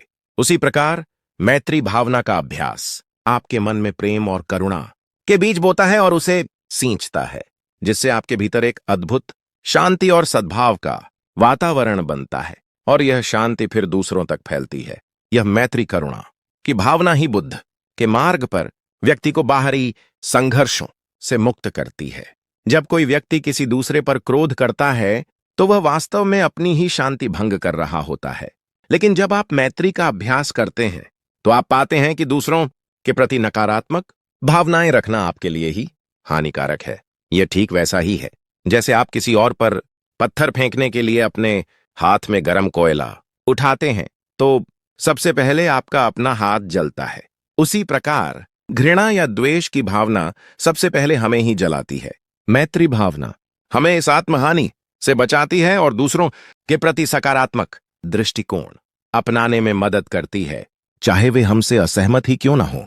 गौतम बुद्ध ने जिस मध्यम मार्ग मिडिल वे की शिक्षा दी, वह भी इसी आत्मनिर्भरता और आंतरिक संतुलन का प्रतीक है। उन्होंने अपने स्वयं के जीवन में अत्यधिक तपस्या, आत्मपीड़न और भोग विलास, आत्मभोग दोनों का अनुभव किया था। उन्होंने देखा कि ये दोनों ही चरम मार्ग दुख की ओर ले जाते हैं। अत्यधिक तपस्या शरीर को कमजोर करती है और मन को अशांत करती है, जिससे ज्ञान प्राप्त करना मुश्किल हो जाता है। ठीक वैसे ही जैसे एक कमजोर दीपक तेज हवा में बुझ जाता है। दूसरी ओर अत्यधिक भोग विलास और इंद्रिय सुखों का पीछा केवल और अधिक तृष्णा इच्छाओं को जन्म देता है, जो कभी पूरी नहीं होती। ठीक वैसे ही जैसे समुद्र का पानी पीने से प्यास बुझती नहीं बल्कि और बढ़ती है। बुद्ध ने बीच का रास्ता सुझाया, जो न तो आत्मा को कष्ट पहुंचाता है और न ही उसे भोग में डुबोता है। यह मध्यम मार्ग हमें जीवन के हर क्षेत्र में संतुलन सिखाता है। जैसे एक कुशल संगीतकार वीणा के तारों को न तो इतना ढीला छोड़ता है कि वे बजें ही नहीं और न ही इतना कसता है कि वे टूट जाएं, बल्कि उन्हें संतुलित रखता है ताकि मधुर संगीत निकले। उसी प्रकार मध्यम मार्ग हमें अपनी ऊर्जा, अपने समय और अपनी इच्छाओं को संतुलित रखने की शिक्षा देता है। यह कोई बाहरी नियम नहीं है, बल्कि आपके अपने जीवन के अनुभवों से उत्पन्न होने वाली प्रज्ञा है। जब आप मध्यम मार्ग पर चलते हैं तो आपको किसी बाहरी देवता से मार्गदर्शन की आवश्यकता नहीं होती, क्योंकि आप अपने भीतर ही संतुलन और विवेक पा लेते हैं। यह एक सतत आंतरिक साधना है, जहां आप अपने मन की हर प्रवृत्ति को देखते हैं और उसे संतुलित करते हैं। बुद्ध का पूरा मार्ग किसी भी बाहरी सत्ता या गुरु की अंधाराधना को पूरी तरह से नकारता है। उन्होंने बार बार कहा, मेरी बातों पर केवल इसलिए विश्वास मत करो कि मैंने उन्हें कहा है, बल्कि उन्हें अपने जीवन में परखो। ठीक वैसे ही जैसे एक जौहरी सोने की शुद्धता को परखता है। यह उस समय की धार्मिक मान्यताओं के लिए एक क्रांतिकारी विचार था, जहां गुरु की बात को अंतिम सत्य माना जाता था। बुद्ध ने हमें स्वयं का शरण लेने को कहा। आत्मशरण, धम्म शरण, संघ शरण। आत्मशरण का अर्थ है अपनी अंतर्दृष्टि पर भरोसा करना, अपने भीतर की प्रज्ञा पर विश्वास करना। धम्म शरण का अर्थ है सत्य और प्रकृति के नियमों पर भरोसा करना जो बुद्ध ने बताए। संघ शरण का अर्थ है उन साथियों पर भरोसा करना जो इसी मार्ग पर चल रहे हैं और हमें समर्थन देते हैं। यह किसी बाहरी ईश्वर की शरण नहीं है, बल्कि अपनी आंतरिक क्षमता और एक सकारात्मक समुदाय की शरण है। यह ठीक वैसा ही है जैसे आप किसी यात्रा पर निकलते हैं तो आपको एक नक्शा, धम्म, एक विश्वसनीय वाहन, आपका अपना प्रयास और कुछ यात्रा, साथ ही संघ की आवश्यकता होती है, लेकिन आपको अपनी मंजिल तक स्वयं ही पहुंचना होता है। कोई और आपको उठाकर वहां नहीं पहुंचा सकता। उसी प्रकार बुद्ध ने हमें मार्ग दिखाया, लेकिन उस पर चलना हमें स्वयं ही होगा। मुक्ति कोई बाहरी दान नहीं है, यह आंतरिक रूपांतरण का परिणाम है। यह रूपांतरण किसी भी यज्ञ, प्रार्थना या पूजा से कहीं अधिक गहरा और स्थायी है। अंततः बुद्ध ने हमें एक ऐसा मार्ग दिया जहां हम स्वयं अपने जीवन के शिल्पकार बनते हैं, अपने दुखों के कारणों को स्वयं पहचानते हैं और उन्हें स्वयं समाप्त करते हैं। उन्होंने किसी भी तरह के भ्रम, भय या लालच पर आधारित धार्मिकता को अस्वीकार किया और हमें जागरूकता, अवेयरनेस और प्रज्ञा, विजडम के प्रकाश की ओर अग्रसर किया। उनकी शिक्षाएं हमें बाहरी दुनिया से भागने के लिए नहीं कहती, बल्कि बाहरी और आंतरिक दोनों दुनियाओं को समझने और उनमें संतुलन स्थापित करने के लिए कहती हैं। यह एक ऐसी जीवन शैली है जहां हर पल, हर कर्म, हर विचार एक साधना बन जाता है। एक ऐसी साधना जो हमें धीरे धीरे लेकिन निश्चित रूप से निर्वाणा की ओर ले जाती है, दुख के पूर्ण विराम की अवस्था की ओर। निर्वाण कोई स्वर्ग या कोई जगह नहीं है, बल्कि मन की एक ऐसी अवस्था है जहां तृष्णा, घृणा और अज्ञान पूरी तरह से समाप्त हो जाते हैं और परम शांति और आनंद का अनुभव होता है। यह अनुभव किसी बाहरी शक्ति द्वारा नहीं दिया जाता, बल्कि स्वयं के भीतर ही प्राप्त होता है, गहन ध्यान और प्रज्ञा के विकास से। यह उस दीपक के बुझने जैसा है जिसमें तेल और बाती दोनों समाप्त हो गए हों और फिर कोई लौ शेष न रहे, केवल परम शांति। और यह यात्रा अभी जारी है, क्योंकि सत्य का यह प्रकाश अनंत है और इसे शब्दों में पूरी तरह समेटना असंभव है। यह तो केवल उस विशाल महासागर की कुछ बूंदें हैं जिसे बुद्ध ने अपने जीवन और अपनी शिक्षाओं से हमारे सामने रखा। हमें बस इतना करना है कि उन बूंदों को छकें और स्वयं उस महासागर की गहराई में उतरने का साहस करें। बुद्ध का अष्टांगिक मार्ग, जैसा कि आप देख सकते हैं, एक ऐसा व्यवस्थित और तार्किक अभ्यास है जो किसी भी वैज्ञानिक पद्धति से कम नहीं है। यह किसी भी अंधविश्वास, ज्योतिष या भाग्यवादी धारणाओं को पूरी तरह से नकारता है, क्योंकि यह व्यक्ति को स्वयं के भीतर झांकने, स्वयं को जानने और स्वयं को बदलने का मार्ग देता है। जैसे एक रसायनज्ञ किसी रासायनिक प्रतिक्रिया का अवलोकन करता है और उसके परिणामों को समझता है, वैसे ही बुद्ध ने मनुष्य के मन की प्रक्रियाओं का अवलोकन किया और हमें बताया कि कैसे दुख उत्पन्न होता है और कैसे उसे समाप्त किया जा सकता है। यह कोई रहस्यमयी शिक्षा नहीं है, बल्कि वास्तविकता का सीधा और व्यावहारिक ज्ञान है। उन्होंने स्पष्ट रूप से कहा कि आपको किसी देवता की कृपा या किसी शुभ समय का इंतजार करने की आवश्यकता नहीं है, क्योंकि प्रत्येक क्षण आपके कर्मों के परिणाम निर्धारित करता है। यदि आप आज क्रोध करते हैं तो आज ही आपको अशांति मिलेगी। इसके लिए किसी ग्रह नक्षत्र को दोष देने की जरूरत नहीं है। यदि आप आज दयालु होते हैं तो आज ही आपको शांति मिलेगी। यह ठीक वैसे ही है जैसे आप एक गर्म स्टोव को छूते हैं तो वह तुरंत जलाता है। इसके लिए किसी ज्योतिषी से पूछने की आवश्यकता नहीं होती। बुद्ध ने मनुष्य को उसके अपने जीवन का निर्माता और उसकी अपनी समस्याओं का समाधानकर्ता बनाया। उसे किसी भी तरह की बाहरी निर्भरता से मुक्त कर दिया। उन्होंने कहा कि मुक्ति बाहर से नहीं आती, बल्कि भीतर से आती है। ठीक वैसे ही जैसे एक अंधेरे कमरे में प्रकाश बाहर से नहीं, बल्कि कमरे के भीतर दीपक जलाने से होता है। इस प्रकार बुद्ध ने मनुष्य को अंधविश्वास के गहरे गर्त से निकालकर प्रज्ञा, विजडम के प्रकाश की ओर अग्रसर किया। उन्होंने दिखाया कि जीवन के दुख और सुख किसी बाहरी शक्ति या भविष्यवाणी का परिणाम नहीं है, विचारों, वचनों और कर्मों के परिणाम है। उन्होंने मनुष्य को स्वयं की जिम्मेदारी लेने, स्वयं पर विश्वास करने और स्वयं के प्रयासों से मुक्ति पाने का मार्ग सिखाया, जो उस समय की किसी भी प्रचलित धारणा से कहीं अधिक क्रांतिकारी और वैज्ञानिक था। यह एक ऐसा मार्ग है जो आज भी उतना ही प्रासंगिक है जितना 2500 साल पहले था, क्योंकि यह मानवीय मन की सार्वभौमिक सच्चाइयों पर आधारित है। यह सत्य की हमारी यात्रा अब उस गहन बिंदु पर आ पहुंची है जहां गौतम बुद्ध ने मनुष्य की सबसे मूलभूत धारणाओं को चुनौती दी। वे धारणाएं जो युगों युगों से उसके मन में गहरे बैठी हुई थीं, आत्मा और परमात्मा की अवधारणाएं। हमने देखा कि कैसे बुद्ध ने बाहरी पूजा पाठ और प्रार्थना को नकार कर व्यक्ति को स्वयं के कर्मों और भावना की ओर मोड़ा, कैसे अंधविश्वास और भाग्यवाद को छोड़कर उसे वैज्ञानिक तर्क और अष्टांगिक मार्ग की ओर प्रेरित किया। अब हम समझेंगे कि क्यों उन्होंने आत्मा के शाश्वत अस्तित्व को स्वीकार नहीं किया और क्यों हे परमात्मा की अवधारणा को ध्यान के मार्ग में अनावश्यक पाया। यह केवल दार्शनिक बहस नहीं थी, बल्कि दुख से मुक्ति का एक अत्यंत व्यावहारिक और सीधा रास्ता था, क्योंकि बुद्ध जानते थे कि जब तक मनुष्य अपने भीतर एक स्थायी मैं या बाहर एक सर्वशक्तिमान ईश्वर की कल्पना में उलझा रहेगा, तब तक वह मोह और भय के बंधनों से मुक्त नहीं हो सकता। बुद्ध ने आत्मा की अवधारणा को इसलिए नकारा क्योंकि उन्होंने अपने गहन ध्यान और प्रज्ञा से यह अनुभव किया कि जिस मैं या आत्मा को हम स्थायी, अपरिवर्तनशील और शाश्वत मानते हैं, वह वास्तव में वैसा नहीं है। ठीक वैसे ही जैसे हम एक नदी को गंगा कहते हैं, लेकिन वास्तव में वह हर पल बहते हुए जल के कणों का एक प्रवाह मात्र है, जिसमें कोई भी एक कण स्थायी नहीं रहता। फिर भी हम उसे एक नदी के रूप में देखते और पहचानते हैं। उसी प्रकार जिसे हम आत्मा कहते हैं, वह भी वास्तव में 5 घटकों, स्कंधों का एक निरंतर बदलता हुआ प्रवाह है। ये 5 स्कंध हैं: रूप, शरीर, वेदना, अनुभूतियां, संज्ञा, पहचान, धारणाएं, संस्कार, मानसिक प्रवृत्तियां, इच्छाएं और विज्ञान, चेतना। बुद्ध ने गहनता से देखा कि इनमें से कोई भी घटक स्थायी नहीं है, हर पल बदल रहा है, हर पल उत्पन्न हो रहा है और नष्ट हो रहा है। यह ठीक वैसा ही है जैसे आप किसी जलते हुए दिए की लौ को देखते हैं। वह एक लौ दिखती है, लेकिन वास्तव में वह हर क्षण नए तेल और बाती से जलकर परिवर्तित हो रही है। कोई एक स्थायी लौ नहीं है। उसी प्रकार हमारा तथाकथित मैं भी क्षण क्षण परिवर्तित होने वाली इन 5 स्कंधों का एक प्रवाह है।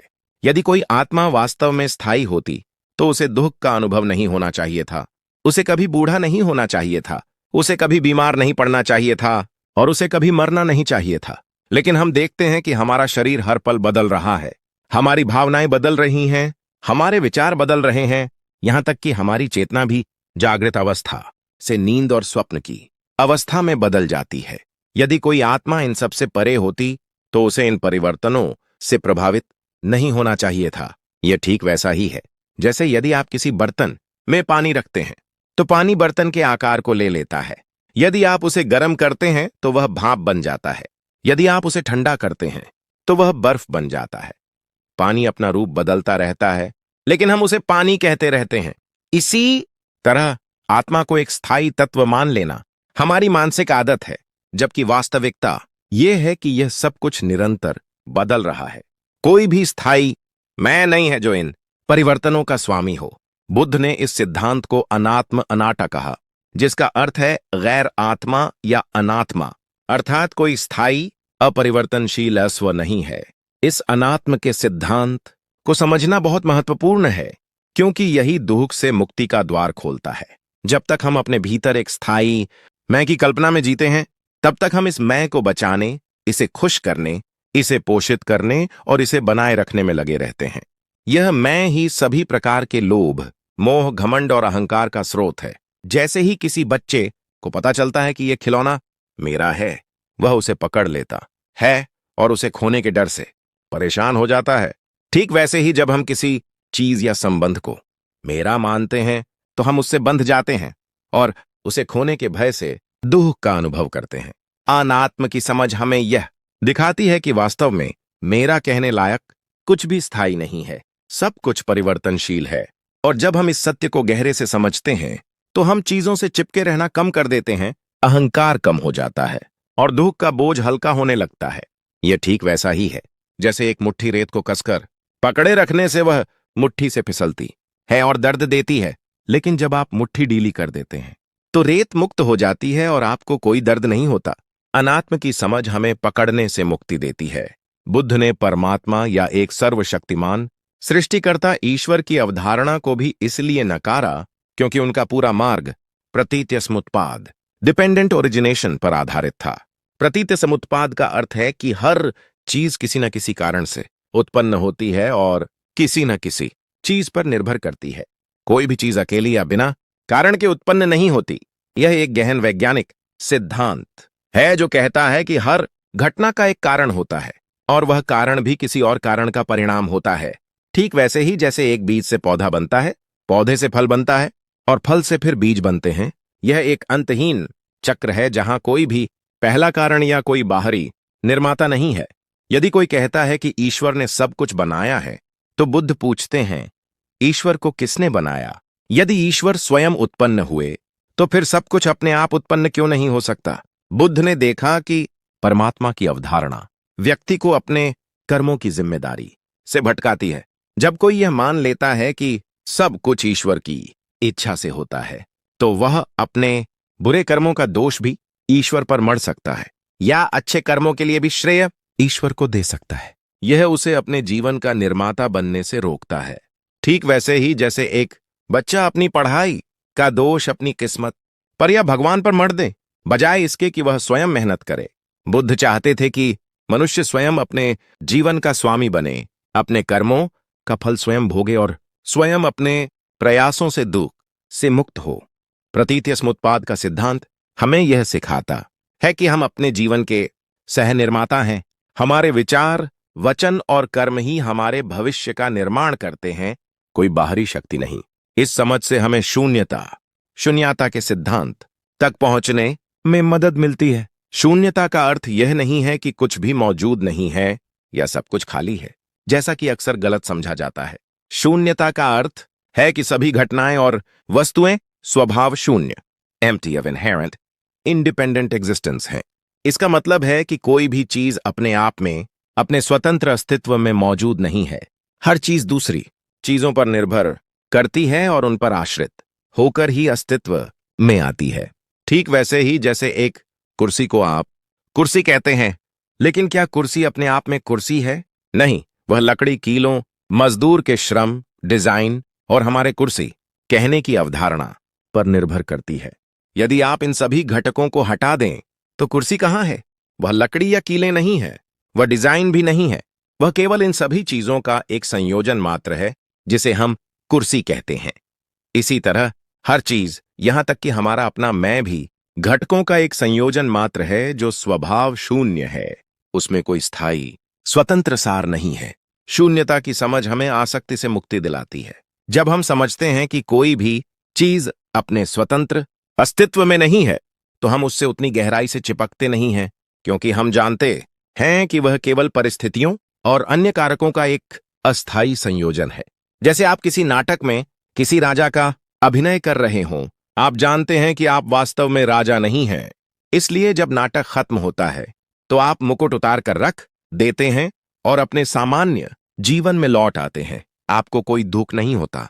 उसी प्रकार जब हम समझते हैं कि हमारा मैं और यह संसार शून्यता से युक्त है, तो हम जीवन के अनुभवों को एक खेल की तरह, एक नाटक की तरह देखते हैं और उनसे उतनी गहराई से नहीं चिपकते जिससे दुख कम होता है। यह ठीक वैसा ही है जैसे एक बच्चे को पता चले कि उसका पसंदीदा खिलौना केवल प्लास्टिक के कई टुकड़ों से बना है और उन टुकड़ों को अलग करने पर वह खिलौना नहीं रहता, तो उसकी आसक्ति कम हो जाती है। शून्यता का सिद्धांत हमें यह भी दिखाता है कि हमारी सभी अवधारणाएं और विचार भी स्वभाव शून्य हैं। अच्छा और बुरा, सही और गलत, सुंदर और बदसूरत जैसी धारणाएं भी स्वतंत्र रूप से मौजूद नहीं हैं, बल्कि वे हमारे मन द्वारा बनाई गई हैं और संदर्भ पर निर्भर करती है। ठीक वैसे ही जैसे एक ही व्यक्ति किसी के लिए अच्छा हो सकता है और किसी दूसरे के लिए बुरा, क्योंकि अच्छा या बुरा उस व्यक्ति में स्थायी रूप से निहित नहीं है, बल्कि यह हमारे दृष्टिकोण और परिस्थितियों पर निर्भर करता है। जब हम इस शून्यता को समझते हैं, तो हम अपनी अवधारणाओं और विचारों से भी नहीं चिपकते और इससे हमारा मन अधिक लचीला, खुला और पूर्वाग्रहों से मुक्त हो जाता है। यह ठीक वैसा ही है जैसे एक बादल जो देखने में एक ठोस आकार लगता है, लेकिन वास्तव में वह पानी की छोटी छोटी बूंदों और हवा का एक अस्थायी संयोजन है जिसका कोई निश्चित आकार नहीं है। उसी प्रकार हमारे विचार भी अस्थायी और स्वभाव शून्य हैं। अनात्म और शून्यता के ये सिद्धांत हमें यह सिखाते हैं कि वास्तव में कोई भी मैं नहीं है जिसे बचाने की आवश्यकता हो और कोई भी मेरा नहीं है जिसे पकड़ने की आवश्यकता हो। ये समझ हमें अहंकार और स्वार्थ से मुक्त करती है और स्वाभाविक रूप से करुणा, कंपैशन और मैत्री, लविंग काइंडनेस की भावनाएं विकसित करती है।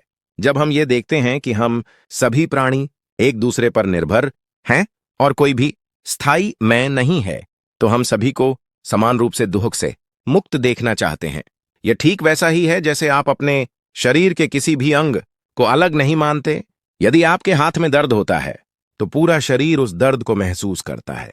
उसी प्रकार जब हम अनात्म को समझते हैं तो हम सभी प्राणियों को अपने ही विस्तार के रूप में देखते हैं और उनके दुख में दुखी होते हैं।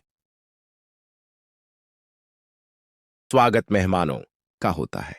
आप हमारे साथी हैं। हम सब उसी नाव के यात्री हैं। चलिए शुरू करते हैं आज की गहन यात्रा। अपनी आंखें बंद कीजिए, एक गहरी सांस लीजिए और महसूस कीजिए उस शांति को जो अब आपके भीतर उतरने वाली है, क्योंकि आज का विषय आपके जीवन के सबसे बड़े भ्रम को तोड़ने वाला है। यह केवल एक वीडियो नहीं है, यह एक क्रांति है आपके मस्तिष्क की। आनंदित हो जाइए, प्रफुल्लित हो जाइए। अब इससे पहले कि हम धम्म के इस महासागर में गोता लगाएं, मैं आपसे केवल एक ही निवेदन करूंगा। यह निवेदन आपका धर्म कर्म है। यदि आपको लगता है कि यह सत्य, यह धम्म का प्रकाश हर व्यक्ति तक पहुंचना चाहिए, तो इस ज्ञान के दीप को लाखों लोगों तक पहुंचाने के लिए अपना योगदान दीजिए। एक लाइक और शेयर आपकी करुणा का प्रमाण होगा, और सब्सक्राइब करना धम्म प्रचार के रथ को गति देगा। और हां, आज अपनी उपस्थिति, अपनी हाजिरी इस सत्य सभा में नमो बुद्धाय लिखकर दर्ज जरूर कराइएगा। यह आपका दान है। भाग 1, क्रियाकांड से कर्म की ओर परिवर्तन। बुद्ध ने पूजा इसलिए नहीं की क्योंकि उनका पूरा मार्ग खोज का मार्ग था, मान्यता का नहीं। जैसे एक वैज्ञानिक प्रयोगशाला में प्रयोग करके सत्य को सिद्ध करता है, वैसे ही बुद्ध ने अपने भीतर ध्यान की, प्रयोगशाला में सत्य को सिद्ध किया, बाहरी आडंबरों से नहीं।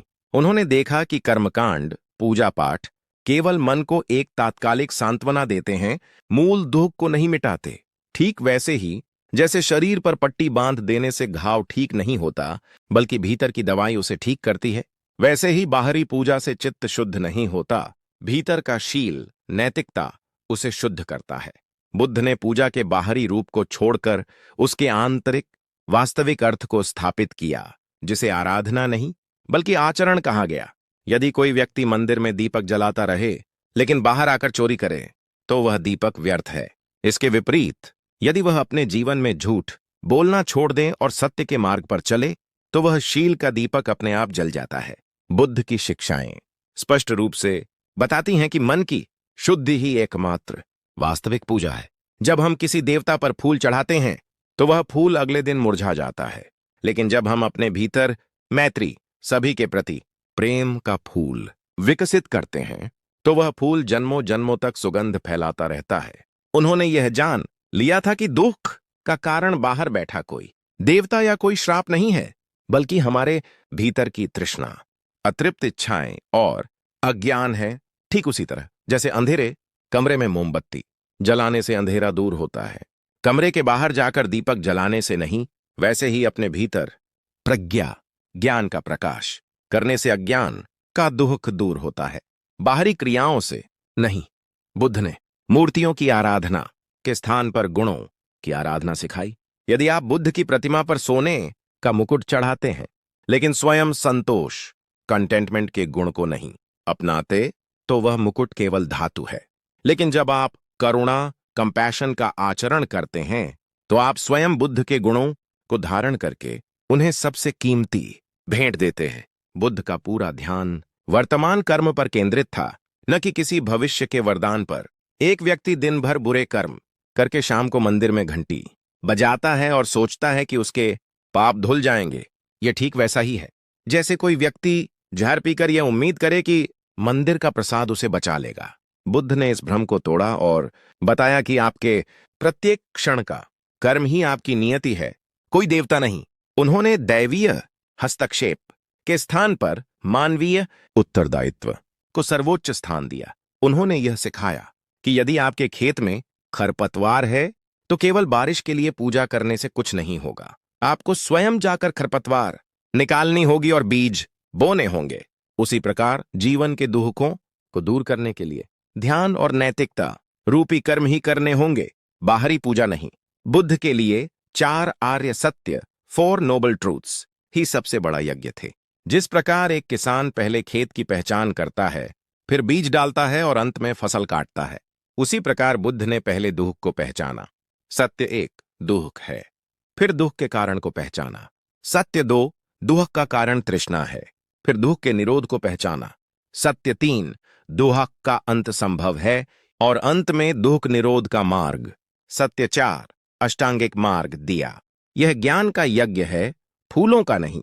बुद्ध ने इस पूरे दर्शन को धम्म कहा, जिसका अर्थ है प्रकृति का नियम या सत्य। उनका मानना था कि सत्य किसी धार्मिक किताब या किसी पुरोहित के माध्यम से नहीं मिलता, बल्कि वह प्रत्येक व्यक्ति के भीतर अपनी जागरूकता, माइंडफुलनेस से अनुभव किया जा सकता है। यह ठीक उसी प्रकार है जैसे आप अपनी प्यास बुझाने के लिए किसी और को पानी पीने के लिए नहीं कह सकते, आपको स्वयं गिलास उठाकर पीना होगा। उसी प्रकार सत्य और शांति को पाने के लिए आपको स्वयं अष्टांगिक मार्ग पर चलना होगा। उनके मार्ग में पूजा का स्थान साधना ने ले लिया। साधना का अर्थ है अपने मन पर काम करना। जब हम पूजा करते हैं तो हम किसी बाहरी शक्ति से कुछ मांगते हैं, लेकिन जब हम विपश्यना ध्यान करते हैं तो हम स्वयं अपनी समस्याओं का समाधान खोजने के लिए अपने मन में झांकते हैं। यह ठीक वैसा ही है जैसे यदि आपकी आंख में कोई धूल का कण चला जाए तो आप पड़ोसी से आंख साफ करने के लिए नहीं कहेंगे, बल्कि आप स्वयं अपनी आंख को देखेंगे और साफ करेंगे। उसी प्रकार बुद्ध ने मन के दोषों को स्वयं दूर करने की विधि दी, न कि किसी देवता से प्रार्थना करने की। बुद्ध की शिक्षा का सार यह है कि व्यक्ति स्वयं अपना उद्धार करता है। वह किसी दूसरे पर निर्भर नहीं है, बल्कि अपने कर्मों और अपनी समझ पर निर्भर है। यदि एक राजा अपने सिंहासन पर बैठकर यह सोचे कि दूसरे उसके राज्य की रक्षा करेंगे, तो उसका राज्य शीघ्र ही समाप्त हो जाएगा। उसी प्रकार यदि आप अपने जीवन की जिम्मेदारी किसी बाहरी शक्ति को दे देते हैं, तो आप कभी मुक्त नहीं हो सकते। यह आत्मदीपो भव, स्वयं के लिए दीपक बनो का महान सिद्धांत है। गौतम बुद्ध ने प्रार्थना क्यों नहीं की? क्योंकि उन्होंने देखा कि प्रार्थना मूलतः एक याचना है, एक मांग है जो व्यक्ति को शक्तिहीन और किसी बाहरी सत्ता पर निर्भर बनाती है और प्रकृति के अटल नियमों को बदलने में पूर्णतः असमर्थ है। यह ठीक वैसा ही है जैसे एक किसान बीज बोए बिना केवल बादलों से अच्छी फसल के लिए प्रार्थना करता रहे। प्रार्थना में भाव तो होता है, लेकिन उसमें कर्म का बल नहीं होता, और कर्म के बल बिना प्रकृति का नियम धम्म कभी नहीं बदलता। यदि आपके जीवन में दुख है तो उस दुख का कारण आपके भीतर है, आपकी अतृप्त तृष्णा में है, और किसी बाहरी देवता से प्रार्थना करने से वह तृष्णा नहीं मिट सकती। ठीक वैसे ही जैसे आपके पेट की भूख किसी और के खाने से नहीं मिट सकती। बुद्ध ने इस भीख मांगने की मनोवृत्ति को तोड़कर मनुष्य को स्वयं अपने मन का सम्राट बनाने की शिक्षा दी और प्रार्थना के स्थान पर भावना को स्थापित किया, जिसका अर्थ है मन का शुद्धिकरण और गुणों का विकास। उन्होंने हमें सिखाया कि जब हम किसी देवता से धन या पुत्र की प्रार्थना करते हैं तो यह हमारी स्वार्थ पूर्ति की इच्छा होती है, जो दुख का कारण है। लेकिन जब हम मैत्री भावना, सबके कल्याण की कामना करते हैं, तब यह स्वार्थ समाप्त हो जाता है और हम अपने मन को प्रेम और करुणा के शुद्धतम जल से सींचते हैं। यह ठीक वैसा ही है जैसे यदि आप किसी को मोमबत्ती देते हैं तो केवल उसे प्रकाश मिलता है, लेकिन यदि आप उसे मोमबत्ती बनाना सिखा देते हैं तो वह जीवन भर प्रकाशित रह सकता है। प्रार्थना एक बार का प्रकाश है, जबकि भावना एक अनंत प्रकाश स्रोत का निर्माण है। बुद्ध ने प्रार्थना के कंडीशनल शर्तों वाला प्रेम को त्याग कर भावना के अनकंडीशनल बिना शर्त प्रेम को अपनाया। जब आप कहते हैं, हे भगवान मुझे पास करा दो, मैं तुम्हें प्रसाद चढ़ाऊंगा, तो यह एक व्यापार है। लेकिन जब आप ध्यान में बैठकर यह संकल्प लेते हैं, सभी प्राणी सुखी हों, सभी प्राणी दुख से मुक्त हों, तो यह निस्वार्थ भावना, यह शुद्ध चित्त ही आपके लिए सबसे बड़ा वरदान बन जाता है। बुद्ध ने यह स्पष्ट किया कि कोई भी दैवीय सत्ता या कर्मकांड हमारे बुरे कर्मों के फल को काट नहीं सकता। यदि कोई व्यक्ति जहर खा ले और फिर किसी मंदिर में जाकर प्रार्थना करे कि वह ठीक हो जाए, तो क्या वह ठीक होगा? नहीं, क्योंकि कर्म का नियम अटल है, जहर खाने का परिणाम भोगना ही पड़ेगा। उसी प्रकार यदि हमने अपने मन में क्रोध, ईर्ष्या और द्वेष का जहर भर रखा है, तो केवल बाहरी पूजा या प्रार्थना से वह नहीं निकल सकता। उसे निकालने के लिए हमें विपश्यना रूपी आंतरिक शल्य क्रिया, इनर सर्जरी करनी होगी, जिससे हम अपनी भावनाओं की जड़ को देखकर उन्हें समाप्त कर सकें। उन्होंने हमें कर्म के प्राकृतिक नियम, लॉ ऑफ कर्मा पर अटूट विश्वास करना सिखाया। यह नियम किसी देवता द्वारा संचालित नहीं होता, बल्कि यह कारण और परिणाम का शाश्वत सिद्धांत है। ठीक वैसे ही जैसे गुरुत्वाकर्षण का नियम हर जगह लागू होता है, चाहे आप भगवान को माने या ना माने, वैसे ही आपके कर्मों का फल भी बिना किसी हस्तक्षेप के आपको मिलेगा।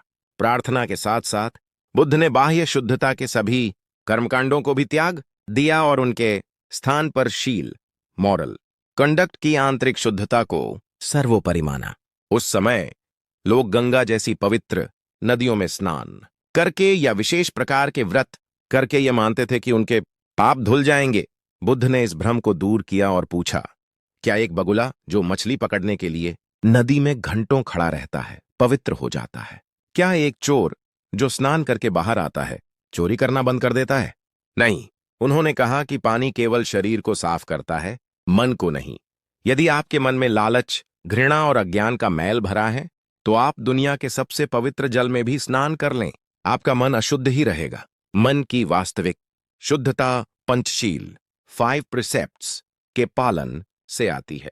जैसे किसी इमारत को बनाने से पहले उसकी नींव मजबूत की जाती है, वैसे ही समाधि, ध्यान और प्रज्ञा ज्ञान की इमारत शील की नींव पर खड़ी होती है। शील का अर्थ है हिंसा से विरत रहना, चोरी से विरत रहना, झूठ बोलने से विरत रहना, कामुक दुराचार से विरत रहना और नशा करने वाले पदार्थों से विरत रहना। यदि आप किसी को जीवन दान देते हैं, अहिंसा का पालन, तो यह किसी भी बलि, सैक्रिफाइस या पूजा से लाख गुना अधिक पवित्र कार्य है। यदि आप सत्य बोलते हैं, तो आपकी वाणी का जल किसी भी तीर्थ जल से अधिक शुद्ध है। बुद्ध ने सिखाया कि जब आप इन 5 नियमों का पालन करते हैं, तो आप केवल अपना ही भला नहीं करते, बल्कि आप इस पूरे समाज को सुरक्षा और निर्भयता का दान देते हैं। यह शुद्ध आचरण ही सबसे बड़ी पूजा है, क्योंकि यह पूजा का फल तुरंत देती है, आत्मसम्मान, शांति और लोगों का विश्वास। ठीक वैसे ही जैसे सोने के आभूषणों को साफ करने के लिए उसे पानी से नहीं धोया जाता, बल्कि उसे आग में तपाया जाता है, वैसे ही मन के दोषों को दूर करने के लिए उसे शील और ध्यान की अग्नि में तपाना पड़ता है। बुद्ध के मार्ग में दान, गिविंग भी किसी वरदान की आशा से नहीं किया जाता, बल्कि मन से लोभ और आसक्ति को दूर करने के लिए किया जाता है। जब कोई व्यक्ति किसी जरूरतमंद को भोजन देता है और बदले में यह उम्मीद करता है कि उसे स्वर्ग मिलेगा, तो यह लोभ का ही एक सूक्ष्म रूप है। लेकिन जब वह केवल करुणा से प्रेरित होकर बदले में कुछ भी पाने की इच्छा के बिना देता है, तो वह अपने मन से स्वार्थ रूपी मैल को धोता है, और यही वास्तविक पूजा है।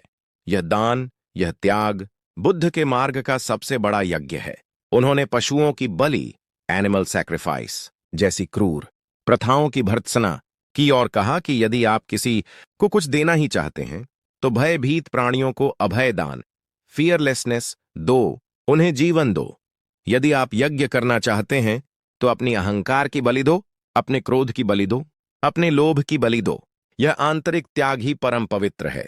बुद्ध का पूरा ध्यान व्यक्ति के परिवर्तन, ट्रांसफॉर्मेशन पर था, न कि उसके आकर्षण, अपीजमेंट पर। वह चाहते थे कि मनुष्य देवताओं को आकर्षित करने या उन्हें शांत करने के बजाय स्वयं को इतना परिवर्तित कर ले कि उसे किसी बाहरी शक्ति की आवश्यकता ही न रहे।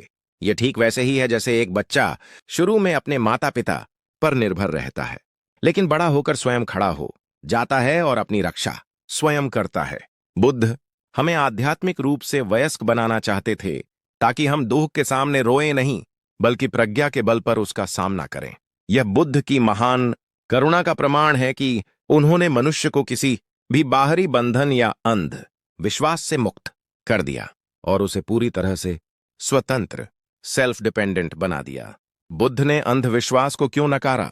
क्योंकि अंधविश्वास व्यक्ति को अज्ञानता के बंधन में जकड़ता है। ठीक वैसे ही जैसे एक पक्षी को सोने के पिंजरे में भले ही रखा जाए, पर वह फिर भी बंदी ही रहता है, अपनी स्वतंत्रता खो देता है। उन्होंने देखा कि उस समय के समाज में लोग किसी शुभ मुहूर्त, किसी विशेष तिथि, किसी ग्रह नक्षत्र की चाल या किसी शगुन अपशगुन जैसी बातों में इतना उलझे हुए थे कि वे अपने स्वयं के कर्मों पर ध्यान देना ही भूल गए थे। ठीक वैसे ही जैसे एक नाविक समुद्र में भटका हुआ हो और केवल सितारों को देखकर अपने मार्ग का निर्णय करे। बजाय इसके कि वह अपनी नाव की दिशा और पाल को स्वयं नियंत्रित करे। बुद्ध ने स्पष्ट रूप से समझाया कि हमारी नियति किसी तारे या किसी अदृश्य शक्ति द्वारा तय नहीं होती, बल्कि हमारे अपने ही संकल्पों और कर्मों के द्वारा निर्मित होती है। ठीक वैसे ही जैसे एक कुम्हार अपने हाथों से मिट्टी को कोई भी आकार दे सकता है, उसे किसी बाहरी शक्ति की अनुमति की आवश्यकता नहीं होती। वे जानते थे कि ज्योतिष और शगुन जैसी धारणाएं व्यक्ति के मन में अनावश्यक भय और लालच पैदा करती हैं, जैसे कि किसी बालक को डराने के लिए अंधेरे में भूत की कहानी सुनाना, जिससे वह बिना किसी वास्तविक खतरे के भयभीत हो जाता है। यदि कोई ज्योतिषी कहता है कि आपके ग्रह खराब चल रहे हैं, तो व्यक्ति परेशान हो जाता है। वह अपने प्रयासों में कमी कर देता है और किसी पूजा पाठ या रत्नों के पीछे भागने लगता है। ठीक वैसे ही जैसे एक खिलाड़ी मैच हारने पर अपनी खराब तैयारी के बजाय भाग्य को दोष देने लगे। बुद्ध ने इस तरह की मानसिक गुलामी को अस्वीकार किया, क्योंकि वे चाहते थे कि मनुष्य अपने भीतर की शक्ति को पहचाने, न कि किसी बाहरी भविष्यवाणी पर आश्रित रहे। ठीक वैसे ही जैसे एक शेर अपने शिकार के लिए अपनी शक्ति पर भरोसा करता है, न कि किसी दूसरे जानवर के इशारे पर चलता है। उन्होंने सिखाया कि यदि आपके कर्म शुद्ध हैं और आपका मन शांत है, तो कोई भी ग्रह नक्षत्र आपका कुछ नहीं बिगाड़ सकता। ठीक वैसे ही जैसे एक मजबूत वृक्ष तूफान में भी खड़ा रहता है, जबकि कमजोर वृक्ष जड़ से उखड़ जाता है। बुद्ध का पूरा मार्ग कार्य कारण संबंध, कॉज एंड इफेक्ट, पर आधारित था, जो किसी भी वैज्ञानिक सिद्धांत का आधार होता है। जैसे जब आप पानी को उबालते हैं तो वह भाप बन जाता है, यह एक अटल वैज्ञानिक नियम है। ठीक वैसे ही जब आप बुरे कर्म करते हैं तो दुख मिलता है, और जब आप अच्छे कर्म करते हैं तो सुख मिलता है। यह कर्म का अटल नियम है। इस नियम को समझने के लिए किसी ज्योतिषी की आवश्यकता नहीं होती, न ही किसी देवता को प्रसन्न करने की। ठीक वैसे ही जैसे गुरुत्वाकर्षण के नियम को समझने के लिए आपको किसी पुजारी के पास जाने की आवश्यकता नहीं होती। बुद्ध ने मनुष्य को अपने जीवन की प्रयोगशाला में स्वयं प्रयोग करने की प्रेरणा दी। उन्होंने कहा, मेरी बातों पर केवल इसलिए विश्वास मत करो कि मैंने उन्हें कहा है, बल्कि उन्हें अपने जीवन में परखो, अनुभव करो। ठीक वैसे ही जैसे एक जौहरी सोने की शुद्धता को कसौटी पर परखता है। यह उस समय की किसी भी धार्मिक शिक्षा से बिल्कुल अलग था, जहां अंधविश्वास और मान्यताएं बिना किसी प्रश्न के स्वीकार की जाती थीं।